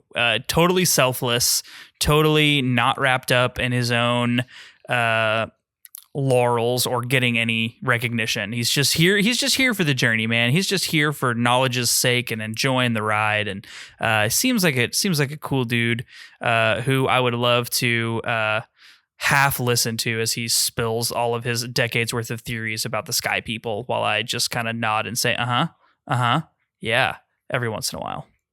I do appreciate Shad hanging around for longer than 5 minutes in his side quest. For sure. Best member of the Hyrule White Lotus. Yes. Well done on you, Shad. Like you were ready to go to the bitter end, and we just didn't let you, which was really rude. I feel bad for him. I hope he gets to meet. He has Uka. a good showing in the Twilight Princess manga. Well, who doesn't? Apparently, I'm excited for you to get there. Yeah, seriously. Yeah, we need to read that soon.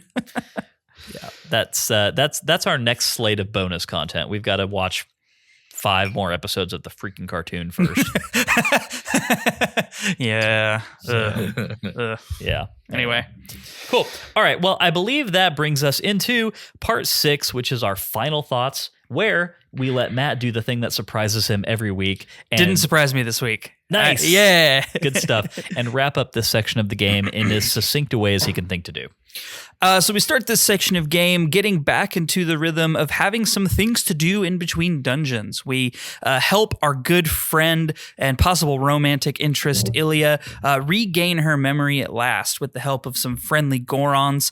We traverse a deserted town and do some sheriffy shootout nonsense with some Bulbin ne'er-do-wells. We move on, collect... those would be Bulblins. Bulblin ne'er-do-wells. Good Lord. I'm trying, okay? I didn't even know Bulblins existed before this episode.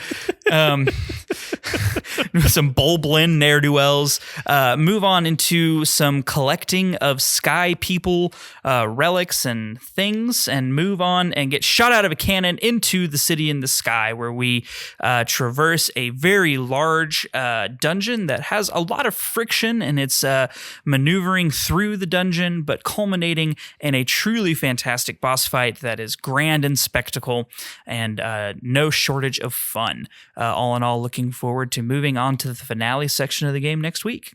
Mm-hmm. Yeah, a dungeon that felt like getting dragged over carpet for half a mile. Yeah, I would agree with that. Yes. About that much friction. Yes. Yep. Static electricity and all. Well done, as always, Matt. That brings us to the end of the Sacred Realms Rundown. We will, of course, be back next week with another installment of the Sacred Realms Rundown as we get into the end game of Twilight Princess and start coming to some climactic experiences. Yay! With a lot of our climactic experiences. With a lot of our main characters. It's going to be a lot of fun. I do just want to check back in with something that I was mentioning earlier today. One, yes, I was correct. The poll for Season 11 voting closes at the poll for Season 11 voting closes on our Patreon on November 29th at 11:59 p.m. As of the time of this recording, Minish Cap has a commanding lead with 46%, with a second place going to Spirit Tracks at 29%. Oracle of Seasons and Ages double feature is at 20%, and Hyperlight Drifter, which is our Zelda-like option, is pretty far behind at 6%. We had a few people say that they would have preferred Tunic in that option, but to be completely honest, I feel like it wouldn't have won anyway. Yeah. So still a lot of good Zelda to play. So right now it's looking like Minish Cap, and you know what? I wouldn't hate that. Wouldn't hate it at all. Yeah. Do we have a way to play it? It's on Switch. Yes, I forgot about that. Yeah, dude. Oh, that makes that so much easier. Yeah, I think with the exception of this game that we're currently playing, I think the Switch has actually now come through as like, yeah, I've pretty much got everything you need from here on out. There you go. Except for Spirit Tracks. Yeah. You can play Majora's Mask on it. It's the original N64 version. You can. That's what you're going to do, right? That is what I'm going to do. Okay, cool. You need to really try and get yourself one of the controllers. One of the N64 Nintendo Online controllers. That's a really good idea. I think that you would really enjoy the experience a lot more if you did it that way. Yeah, I think that's a great idea. The N64 port controls for Switch are kind of clunky and not great. Yeah, they're not great. Max, do you have any of those? Have you been getting any of the NES, Super NES, N64, like the special ones they release for the subscribers? I have not, because any game I would care enough to play that way on the Switch, I can probably play on its original one still. Yeah, fair enough. Okay. The perks, I guess, of being a hoarder of old games. Yeah, fair enough. Cool. I don't think we really have anything else we need to get into before the end of this. We good, Matt? No, let's do it. Okay, awesome. Max, we really appreciate you coming on, man. Obviously, we're not going to catch up with you again before the end of this season. Whatever season 11 is, currently Minish Cap, we'll get you back on for that. I do have one question before we go. Having replayed this game for the first time in a little while, is Twilight Princess climbing in your own personal esteem? I know that we have not gotten to the end game yet. We've still got final boss battles and all that stuff to do. But I don't know. Are you finding anything new and interesting here? Yeah, I think I am appreciating it more than I expected to. I'm not sure that it's like bumping anything down on a ranking, if I even had such a thing, which I don't. But it's I'm enjoying it a lot and more than I expected to. I think that sounds about like where we're at as well, right, Matt? Yeah, pretty much. Cool. And as always, Max at Hyrule Interviews, right, on social media platforms. Yep. Cool. Twitter, Instagram, Facebook, and Blue Sky. Cool. Definitely go check all that out. Like we say every time Max is on, for all the excellent quotes that he drops during the duration of these episodes, he's got 100 more that are just there for you to go and do your own research on at your leisure. So highly recommend you giving him the follow because he's doing absolutely excellent work. Can't wait to catch up with you again sometime soon, Max. It's been a pleasure as always. Absolutely. Thanks for having me. 3 times in a season. We were trying to figure out earlier if this was a record for you. I feel like you have been on the show 3 times in a season prior to now, but I would have to go back and verify that. I think this is. I don't know. Yeah, I don't know. This might be the first time. Maybe I'll research that. We'll see. I don't know. Oh, if you count the double season with Zelda 1 and 2. I do count that, and so that would have been maybe 3 or 4 times in that season. You know, man, I think a lot of people would still say that was our best season to date. It's definitely up there. I want to go re-listen to it sometime soon. Yeah, same. Like, I don't go back and re-listen to our backlog all that often, but that one, I don't know. I'm curious. That's where we started getting out of control with our length, like right now, which is crazy because those games are the shortest games. They're not big games. Oh man. Well, regardless, we have the pod that we have now, and I'm loving it. So. Indeed. All right. Well, y'all, if you enjoyed today's show and you would like a little extra Sacred Realms in your life, you can head over to patreon.com/Sacred Realms Pod and become a patron. If you've got no rupees, it's not a problem. 5-star Apple Podcast reviews are a great free way to support us. More reviews means that more people see our show. That makes us very happy. Hylians. Follow us on Twitter and Instagram at Sacred Realms Pod for updates on the podcast and for behind-the-scenes action. Sacred Realms will be back next Wednesday with our thoughts on Twilight Princess Chapter 10. We'd love for you to play along with us and to share your thoughts on our social channels. Twilight Princess can be played in its original form on the Nintendo GameCube or the Nintendo Wii. Its HD remaster can be played on the Nintendo Wii U, and it can be emulated on a variety of services, but please, we ask that you don't do that unless you legally own the version of the game that you're emulating. But in the meantime, may your hearts be full, may your arrows never miss. We'll catch y'all next time.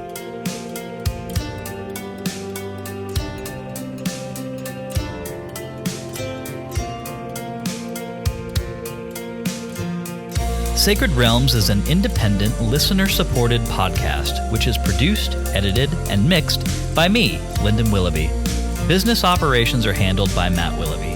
Our music is generously provided by Darknuck and is available to listen to on Spotify. Finally, we'd like to thank Nintendo for continuing to create such exceptional and innovative experiences.